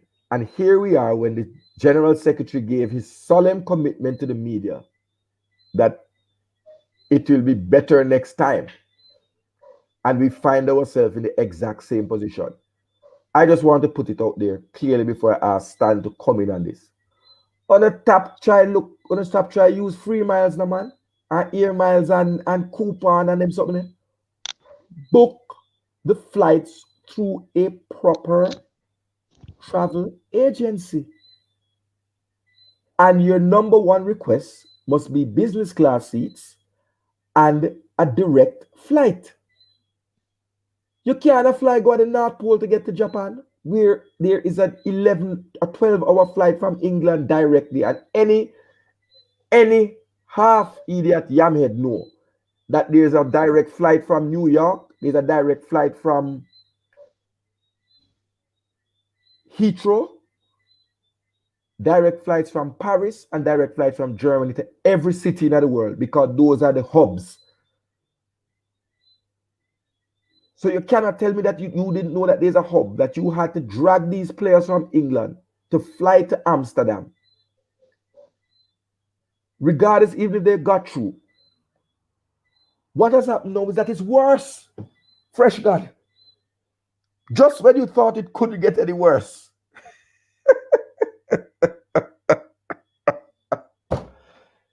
Just when you thought it couldn't play any worse. The man play an intense song in the dub for dub. Stan Cranky. Good night. Good night. How are you doing? Right. I am perplexed. I'm not doing well. I'm not doing well. Talk to me. Well, I mean, when I heard the news, I must admit I was surprised. I thought all the logistics were worked out. I think you went back on some history and talked about the results and how does the results translate to flying. I will say, though, having done the New York to Japan trip a number of times, that if I'm flying Sunday morning, I recover on Thursday. So because of the time zone difference and the length of the flight, it's very difficult to get your bearings until maybe 4 or 5 days later. And in fact, normally at 2 o'clock in the afternoon, you're dead on your feet. You just want to go back. I normally go back to the hotel and go to sleep. So I can understand that component. That's why you have to allow enough time for travel, go to the location, recuperate, and then be able to catch your bearings to be able to play well. So I can understand why it was very difficult for the previous teams. Having said that, the whole notion of the testing, what testing was conducted, not conducted, you know, going mouth and nose versus nose, I think those things should have been worked out between the parties, between Japan and the JFF. The question is, who was to blame? Why is that the case? But I think it's sort of just continue to provide a view that the JFF does have some challenges. I'm going to be nice. As I said, nowadays I'm using more euphemism. I'm not going to be blunt and direct. The JFF has to do better because it's going to it adds to what we have seen in the past about how the JFF operates. Logistically challenged. I'm not sure if it's a resource constraint, so you don't have enough people to conduct some of these activities to make sure everything, all the I's are dotted and the T's are crossed. So it does beg the question as to why we keep having these faux pas, these situations that occur when these things should be worked out. I guess the question would be, given that Serbia is also traveling, did Serbia also have some of these challenges, right? So supposedly this is more around the nature of the testing conducted and the fact that the testing wasn't done appropriately. So did Serbia also have the challenges? Where were the testing conducted? Why were the players who got there, the 10 players in the traveling delegation got tested the right way and the ones from Europe didn't? I mean, and why wasn't the test conducted similar for all the personnel in the party? It does ask a lot of questions.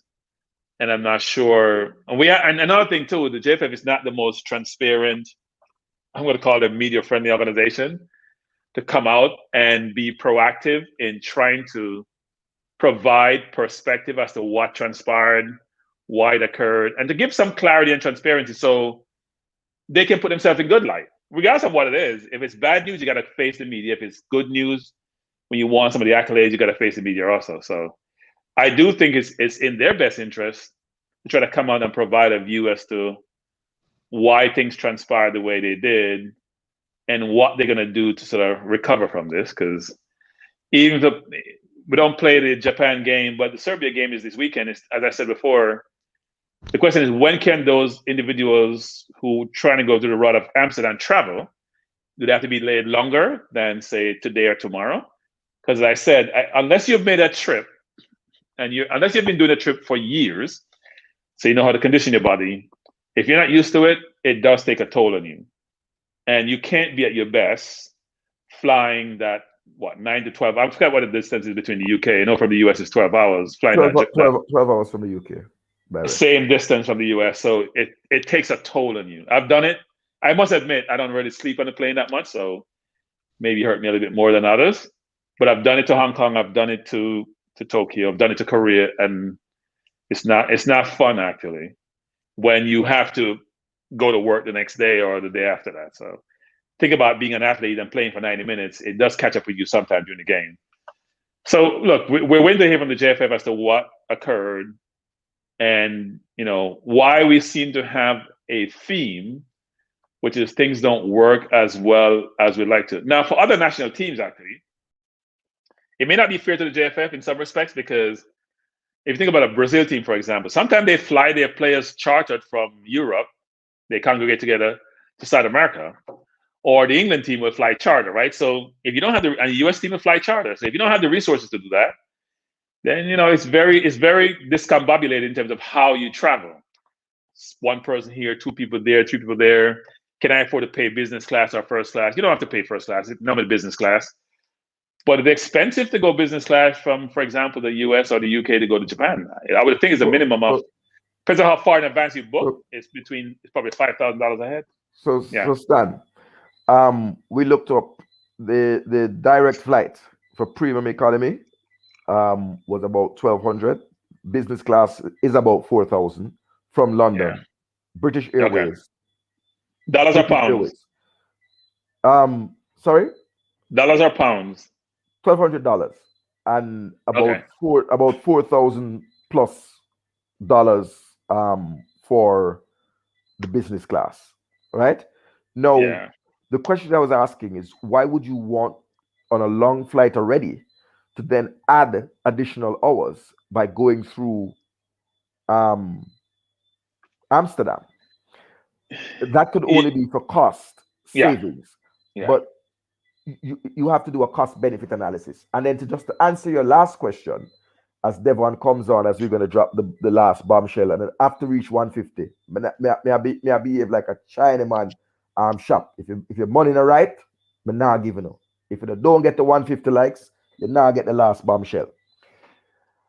Stan, my understanding, what I've been told, is that this is a Dutch. They were not able to board the KLM flight because the Dutch government had the restriction requiring that kind of testing. And so had they gone through Paris or Germany, or had they left straight from London, they would have been able to arrive in Japan. So it's not a requirement of the Japanese government. It's a requirement of the Netherlands government to board their aircraft. Yeah, look, I mean, we do have challenges in COVID period in terms of the ability to travel period, right? And the certain countries, you know how England is very restrictive nowadays, especially given that they're in a good position. They don't want to be, what I'm going to use my word, contaminated. So they're trying to restrict how you travel. But the question is, can you fly directly from the UK to Japan? That's the first question, given that they have another wave. Second, if you can, and you've had a lot of time to figure out logistically, flight patterns, costs, and all that, why would you make it as less as troublesome for the players as possible by flying them direct? I'm not sure why you wouldn't do that. Third, this whole premium economy thing doesn't work for me. When you are going to those distances, you want to have a bed you can lay down on, or a seat which recline back into a bed, right? So you can stretch your legs out, you're not cramped up. Okay. So I'm not sure why we didn't do a business economy. It's challenging. I was just pointing out that I tried to book a premium flight, economy, and I told you what the premium economy cost is, and I'm saying that you were rightly saying that it was about $4,000 plus dollars, between $4,000 and $5,000. Call it 5,000. Wrap it up to go business class. Now, certainly from the match fee, that is minimal, especially when you're playing 3 games, right? Yeah, it depends on how especially much in match AFC fee games. is, but with penny pinch, even when you get good match No, fee. but I'm saying you penny wise and pound foolishness. And this is Yeah. not the travel channel, people. So this is the last about the travel argument. I just Stan Kroenke has come here as a man who has done the travel, and he has told us that it's total madness. You want to get there on two levels. You want to plan and get there ahead of time so that you can acclimatize, get your body clock back into there. And having made the mistake of trying to fly in 2 days before a game for a one-off game, and then now doing it 2 years later to go and play three, we would have been in for murder. Yeah, last thing I say on this is that people don't understand it's not a thing that occur over a period of time. It's sort of you like hit a brick wall and you're just done. When you go, at least have to be a few times, it's almost like you're going okay, things are going well because you may not even sleep overnight because your body hasn't acclimatized yet when you get there. But after a while, you hit a brick wall and you're just dead. So look, it is what it is, what's happened. And hopefully we can we can get them there and get the Serbia game on. So Maybe it's a good thing, actually. Maybe it's a good thing. They'll have more time to recuperate. So I am very Devon, reluctant. So Devon, the coach has given me given us an extra 15 minutes after the 2 hours. So I'm going to ask you to speak directly to some issues. We're not talking about the travel again. We want to talk Jamaica squad. Somebody asked. No. We No, need to no, say this. no, but we have talked This is about. important that the people hear this. It is. I am very reluctant that the other two games, which should be meaningful game, are going to be played. Reason being, the English-based players, I think they're still in England, and I get to understand that one of the local bred young player actually went to Belgium and was in lunch, and because he haven't seen his friend, he in return went back to Jamaica. So the, the problem is getting more and more. So we don't know what's gonna happen with this game. So I people, I am just bottom you line hear the gonna Bob? say. I am just bottom line gonna say we don't know what we're doing. Devon, I want you to repeat that again. A player, repeat it slowly. Cause hold it, Bama, drop it again. Cause even A player was in transit in Belgium, heading to Japan because he was at the airport and didn't see his friend who's supposed to be on the same flight with him. He in return returned to Jamaica. people they hear that.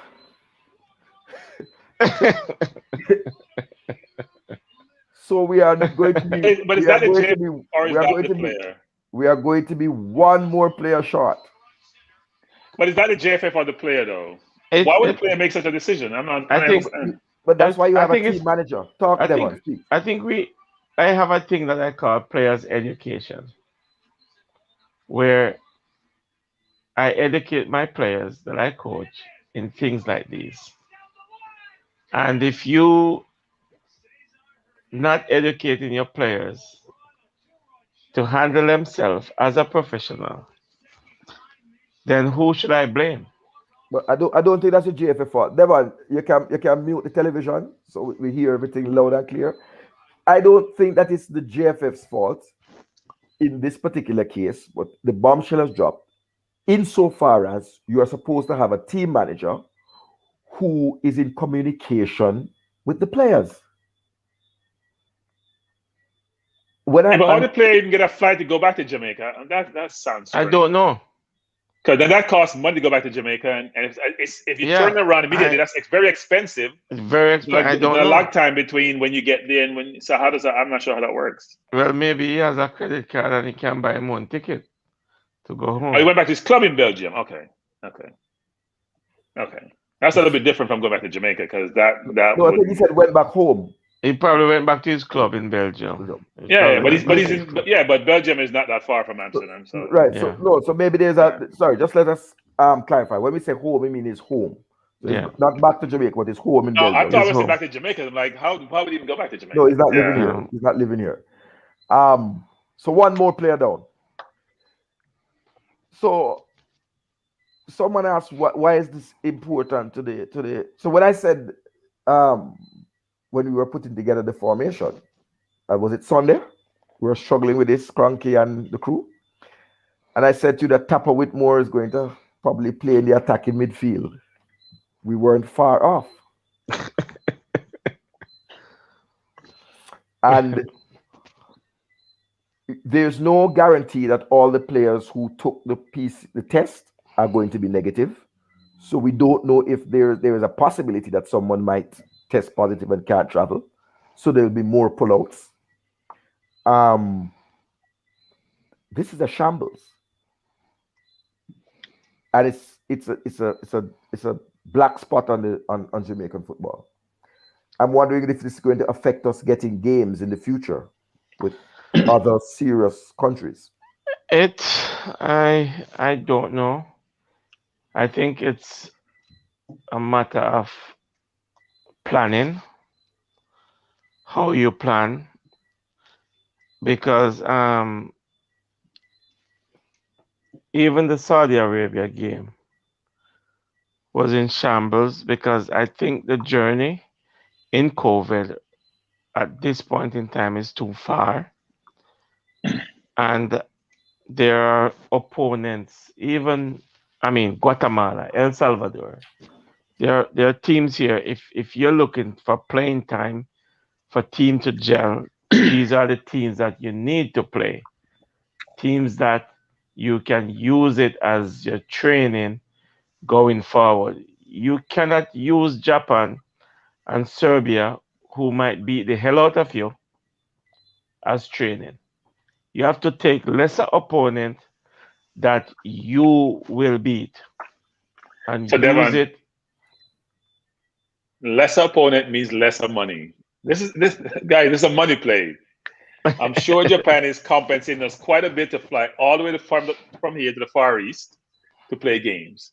And it's 3 games. And they have probably television rights are paying a decent amount for these games, and they get a percentage of that.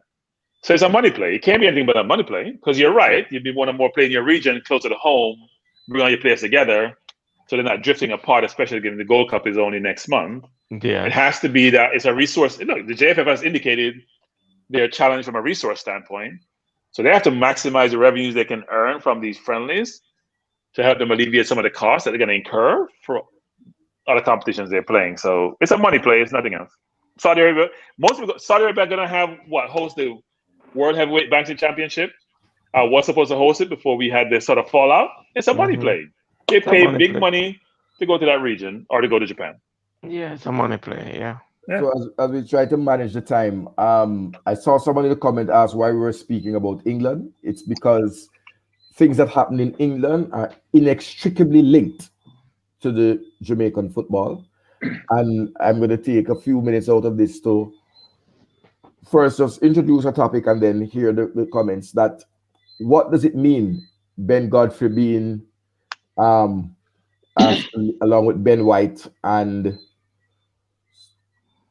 Ramsdale being asked to leave the training camp, and 3 other players, Jesse Lingard and Ollie Watkins and Ward Prowse, being invited to remain with the team and given the opportunity to play in the friendly. I think it's a big diss. Them style the baller. Big styling. What does that say to you? Stan and then Devon, because Devon, we're going to drop the last bomb. Look, Southgate hasn't provided any clear explanation as to why he would retain some of the players who didn't make the 26-man squad. He hasn't provided explanation. He has. The various speculation being undertaken in terms of why he would do that. I mean, people like Lingard has had a very good season.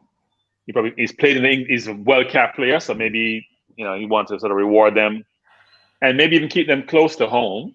Everyone complains about James Ward-Prowse around the fact that he's a free kick specialist and why he's not in the team. I'm not sure that argument makes a lot of sense. You can't just keep somebody in the team because they're a free kick specialist. Alexander Arnold's a free kick specialist, not at the Ward-Prowse level, but he's a free kick specialist also. So I do think, look, Southgate has a reason for everything he does. There's a lot of contemplation, consternation, concern around why you have Alexander Arnold on the team. I think he found it very difficult. Southgate is very loyal as a manager. And he finds it very difficult when he has 4 very good right backs to leave one out. And part of the challenge is that depends on what formation you play in, maybe you play 2 or 3 of those individuals. If you play a back 3 and Walker play on the right, then it's James Alexander on the right. Now, do you really need 4? I don't think you need 4, but I think he find it difficult to leave anyone out, given their performance. And Trippier can play on the left back too, to cover for Shaw or for Chilwell. So, but the question is, well, no, but we discussed that. But the question is, what does it mean for Jamaica? What do those? I don't think it means. I know the view is being, because I heard what you say this, which is, well, Godfrey is being dissed, and Jamaican love the word diss, so therefore he may contemplate his position going forward and want to change. No, he's given Godfrey a feel of being part of England. His name is all over the news. He's part of the England squad. He's one for the future. He's young. It's given him that perspective, which I'm sure he had a talk with him too to say, look, it's not your time this time. But as time progresses, if you keep trending the way you're trending, you're going to be part of the team. So he kept Saka because of versatility. He could have had Godfrey instead of Saka, given that we're not sure about Maguire's health. But at the end of the day, the whole thing is to bring him to the squad, make him feel good, and going forward saying, you know what? You're trending really, really well, and you're going to be the squad going forward. I don't think it means anything for Jamaica that Godfrey wasn't selected to go play the Euro. You have World Cup qualifiers coming up. People get injured. I think he has set the stage to say, you know what? You're part of the family, and you're one of us, and we'll take care of you going forward. So I don't think it's going to change anything as it relates to Godfrey in terms of him being available for us. Devon? Stan says it all. I mean, I won't think it's going to change anything as well. He calling up Godfrey, he put something in the back of his mind to say, you're part of us.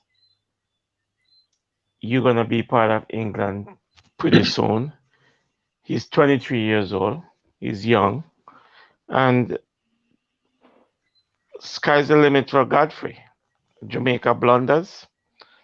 And it is what it is. We'll move on. Yeah, but it goes back to what we talked about before, right? Which is around the JFF and how well situated they are, how coordinated they are. And it does have, you don't have concern. You do think that if we had individuals in those seats who are operating at an optimum level and a level where they're very thoughtful, they're futuristic, they think deductively, they're thinking, strategically about where we need to go, what we need to do, that we would be able to bring in some of these players, even at a younger age, have them part of the more youth program, get them through the ranks and get them to the senior level. And even some of the players we've talked about ad nauseum about players in the Premier League who we could source, who are not in part of England. Why wouldn't they be part of this squad? I mean, it doesn't make any sense to me as to why we don't have a better strategy to bring the better players who can have Jamaican citizenship and passport and have them play for us. It just doesn't make sense to me. Most countries would love to have that problem, right? Most countries would love to have a source of players playing at the highest level they can pull from to represent them. We have something we're not utilizing and maximizing, and it's very disappointing to see that, because if we did it the right way, it would be very, very competitive. I won't say we're going to win the World Cup, but very, very competitive. And think about it. We just talked about 4 right backs. You have more right backs in the Premier League. So those 4 and Max Aaron make 5, and there's more. and you still have another 5, 6, 7 you can pull from who are very, very good right backs. And you can't get the England team. You got to pass those 4 first to be part of the squad. And those 4 are not old. Apart from Walker, who is probably about 30. Most of them are younger. So unless they drop off form, you're not going to displace them. So why would you leverage that and use that as a basis to bring other players in who fits in that position to play for us? It's disappointing. So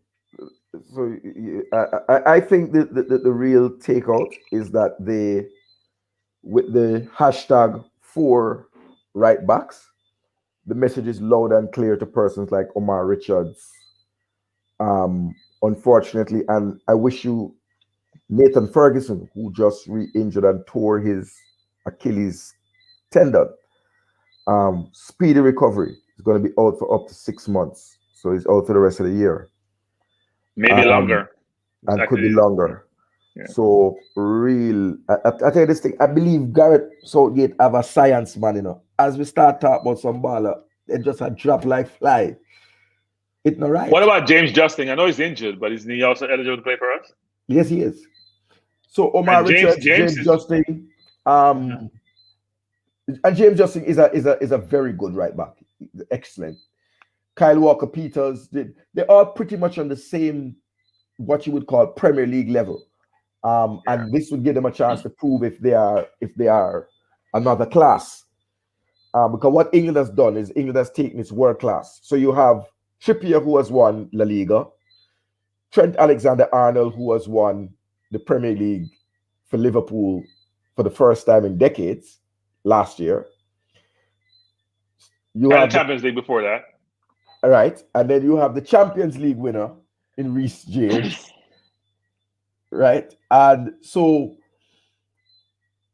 at the La Liga. Yeah, Walker who has won the Premier League. And Walker who has won the Premier League this year. So he has washed his hand like Pontius Pilate. Pass this plate from me. I'm not eating, I'm not sipping. So I think for the right back position for Jamaica, those who are on the fence, I don't know if Max Aaron is still going to just take the blue pill now and just see what's happening. But certainly Omar Richards, at the level of Omar Richards and James Justin, I think we can have a serious conversation with them. Kyle Walker-Peters has already seen the light and has expressed his interest. I think we can aggressively address our right back situation. And let's see how Wes Harding performs. But I think that's a message out there loud and clear. But Cataract, we're talking about different levels. No, but Wes Harding versus Kyle Walker-Peters versus Omar Richards versus James Justin, different levels. Right. So what I'm saying is that we can step up the team. Yeah. That's the point I'm making, that we have no better options available to us because Southgate has made it clear that his depth chart is 4 deep. And I don't see any way in. And that doesn't include Wan-Bissaka and Max Aaron that you talked about before. As I said, so that's like 6 deep. As I said before, Wan-Bissaka is going back to Mama Africa. Because that's a message to him. And the coach has said it before. He's just not impressed. If you're not the coach's player, you're just not the coach's player. We have a couple of minutes left. I have one thing to say to English base of players of Jamaican heritage. They need to take notes. Ainsley Maitland-Niles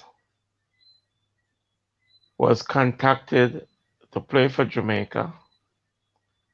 Gareth Southgate calls him up. He decided to play for England. What happens to him now? He's at West Brom, who is relegated into the Championship. And we don't know where it's going to take him from there.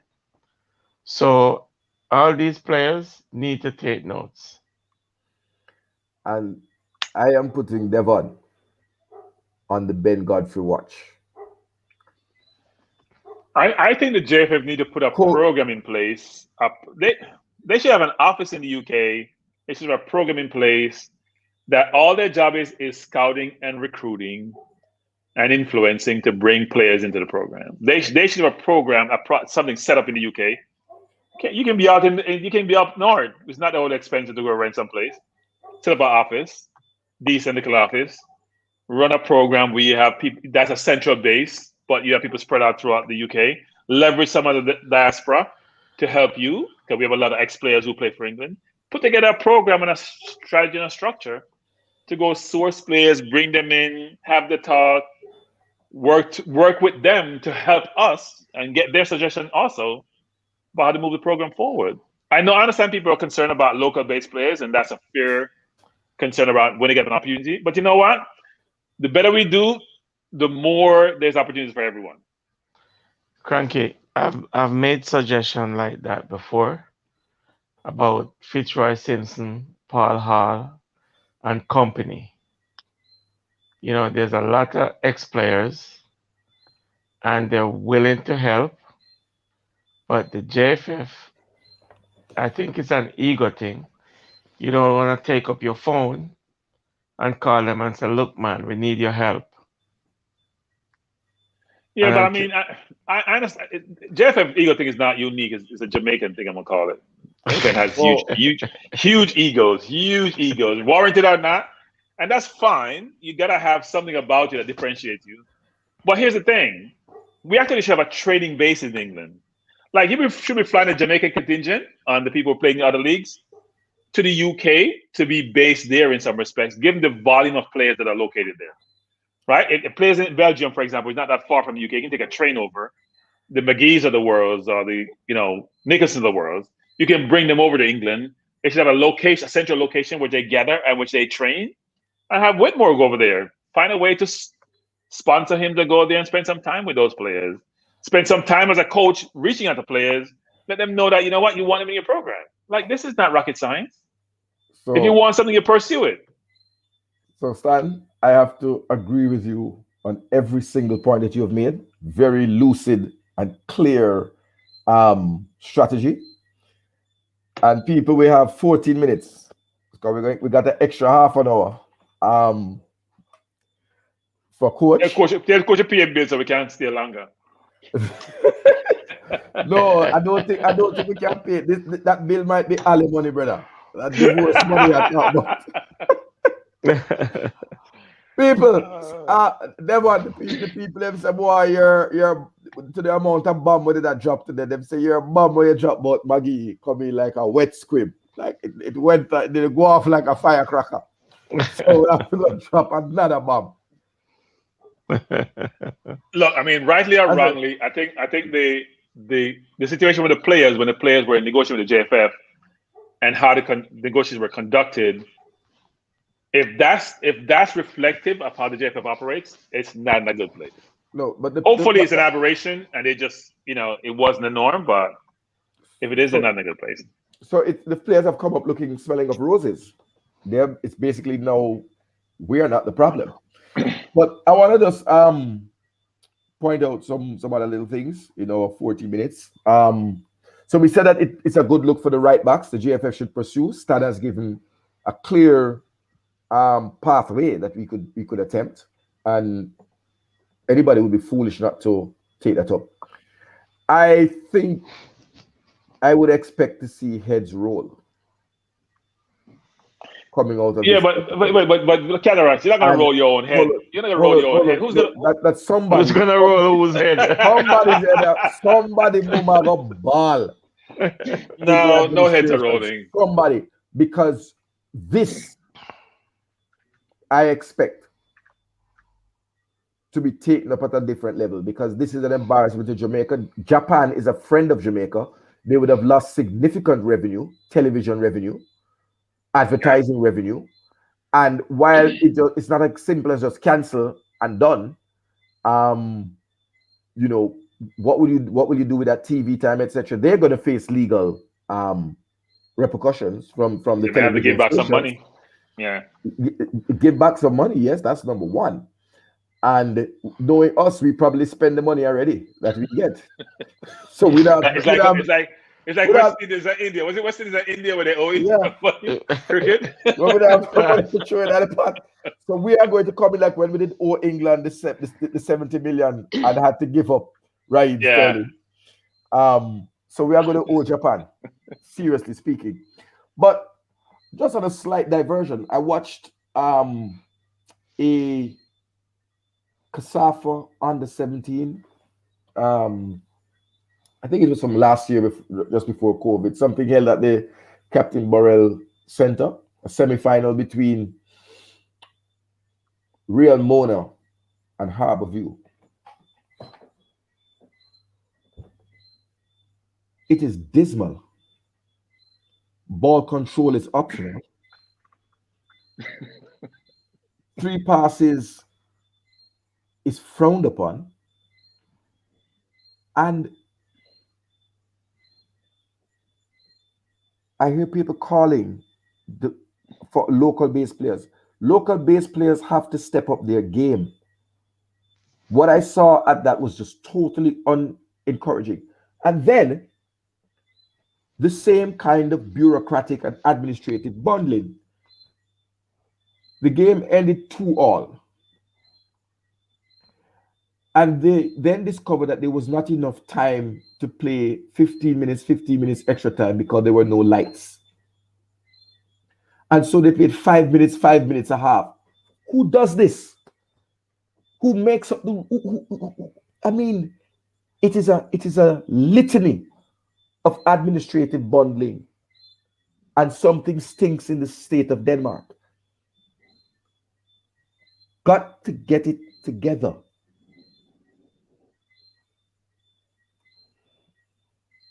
Stan, turn on your mic. Stan. Unmute your mic, Stan. Sorry, I'm saying it's not going to change, Kelly, right? It's been happening forever. It's not going to change. Some people just give up.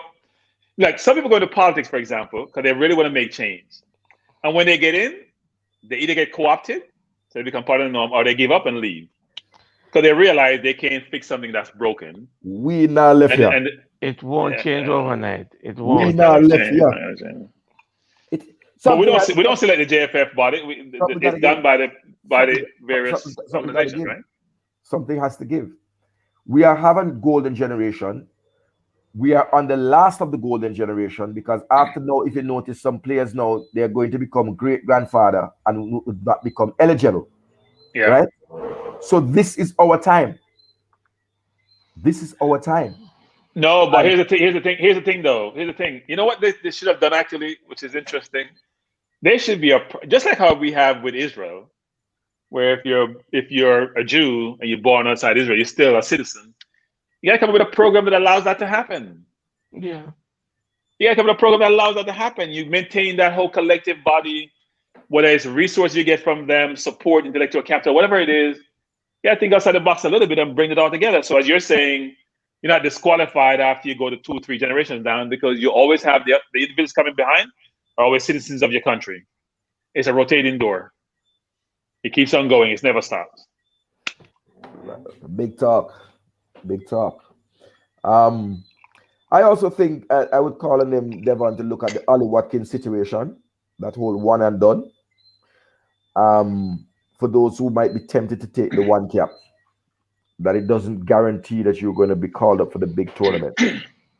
And Ollie Watkins has certainly had an outstanding season for Aston Villa.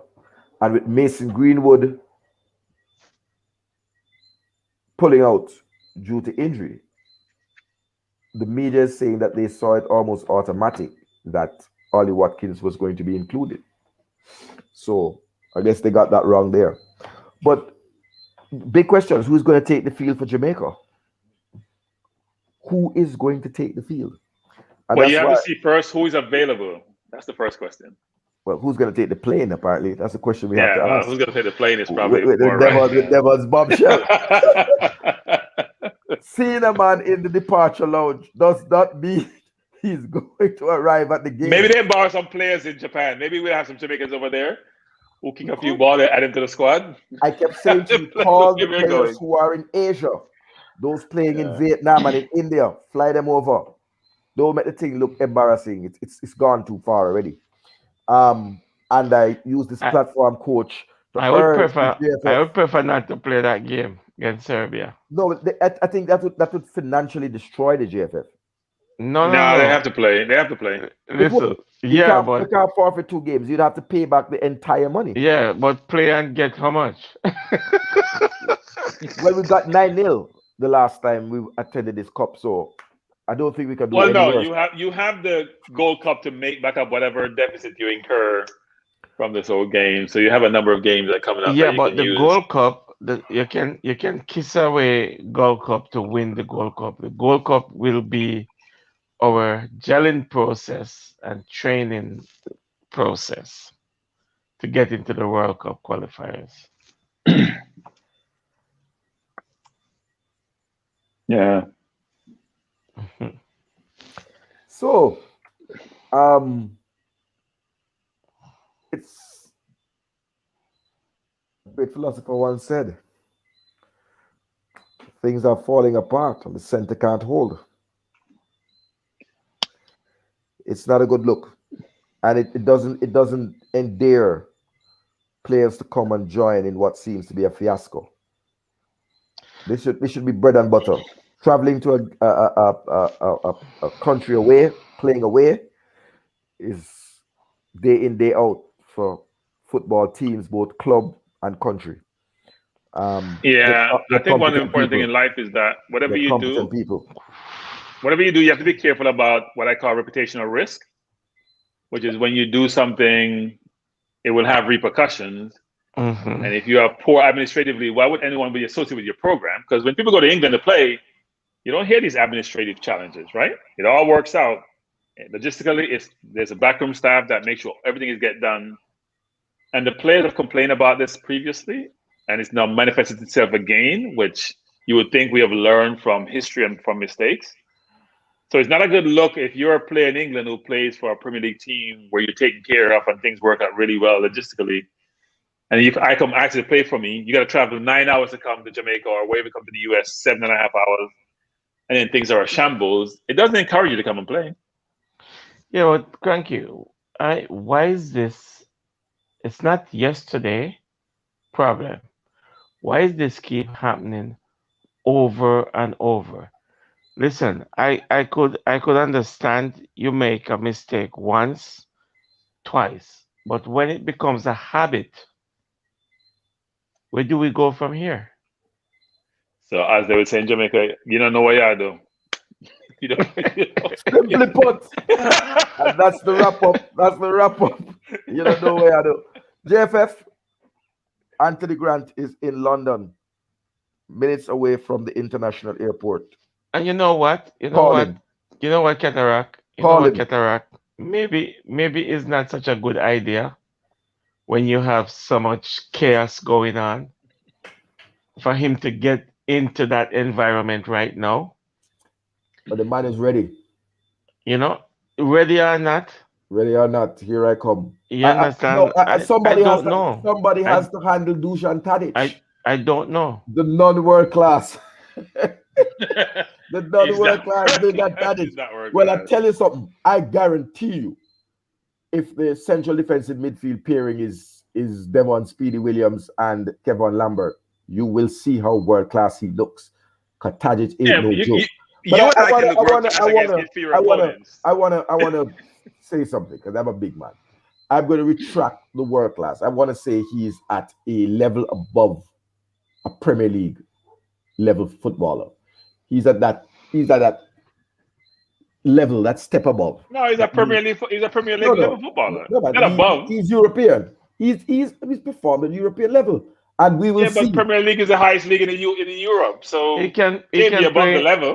He can play in any league in the world. Right. But I think he will have his way. I think he will have his way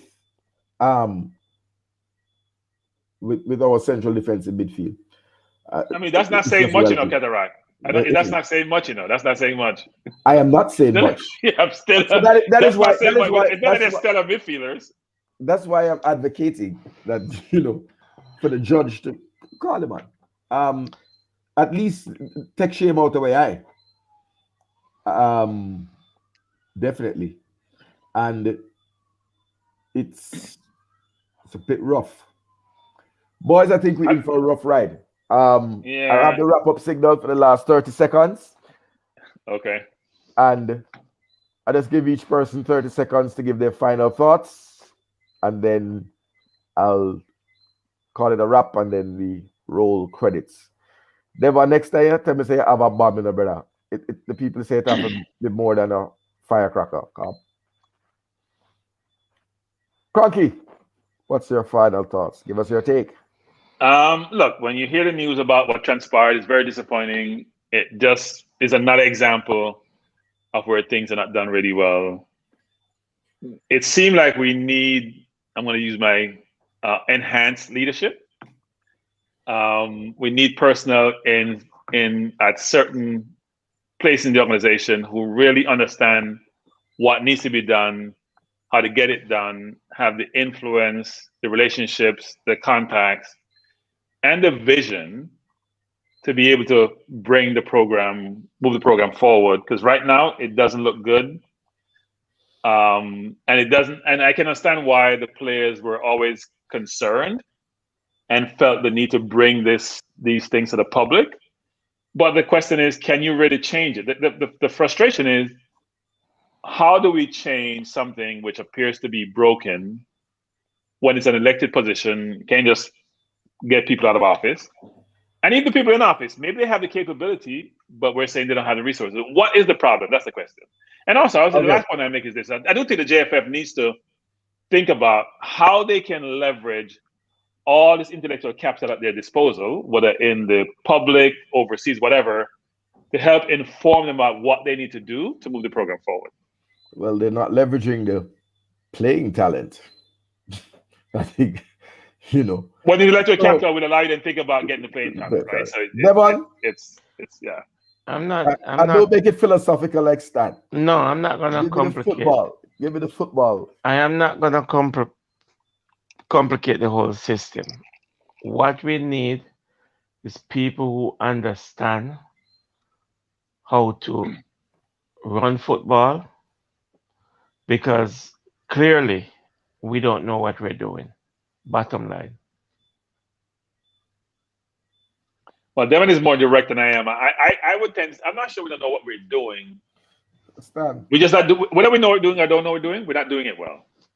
Okay, so Stacey and your consultant said, "What's really going on?" You have Stacey and I don't know if you have some Brazilian here to give somebody, but somebody might need more than a year consulting. And yes, the program needs to be extended to the diaspora. We must bring in all the talents available to us in the diaspora. But I don't know that the team, I don't know anybody going to have any hair left for Stacey and ear consultant. Our hair is dropping out. And I say I leave it at that. I mean, I have none. Gareth Southgate and Stan have none said he's under pressure to win the Euros, having made his selection. Tapper, you're under pressure to deliver a result in Japan. I think it's unfair to Tapper, actually. We're not giving Tapper all the resources to do a good job. That's the last word. We're not helping Tapper. Tap. Lace up the boots. Run a Masters League program. Coach Minzy. Your style and your flavor make the city rock. They must say the season come out with a bang. Coach Minzy, best round here. Remember that.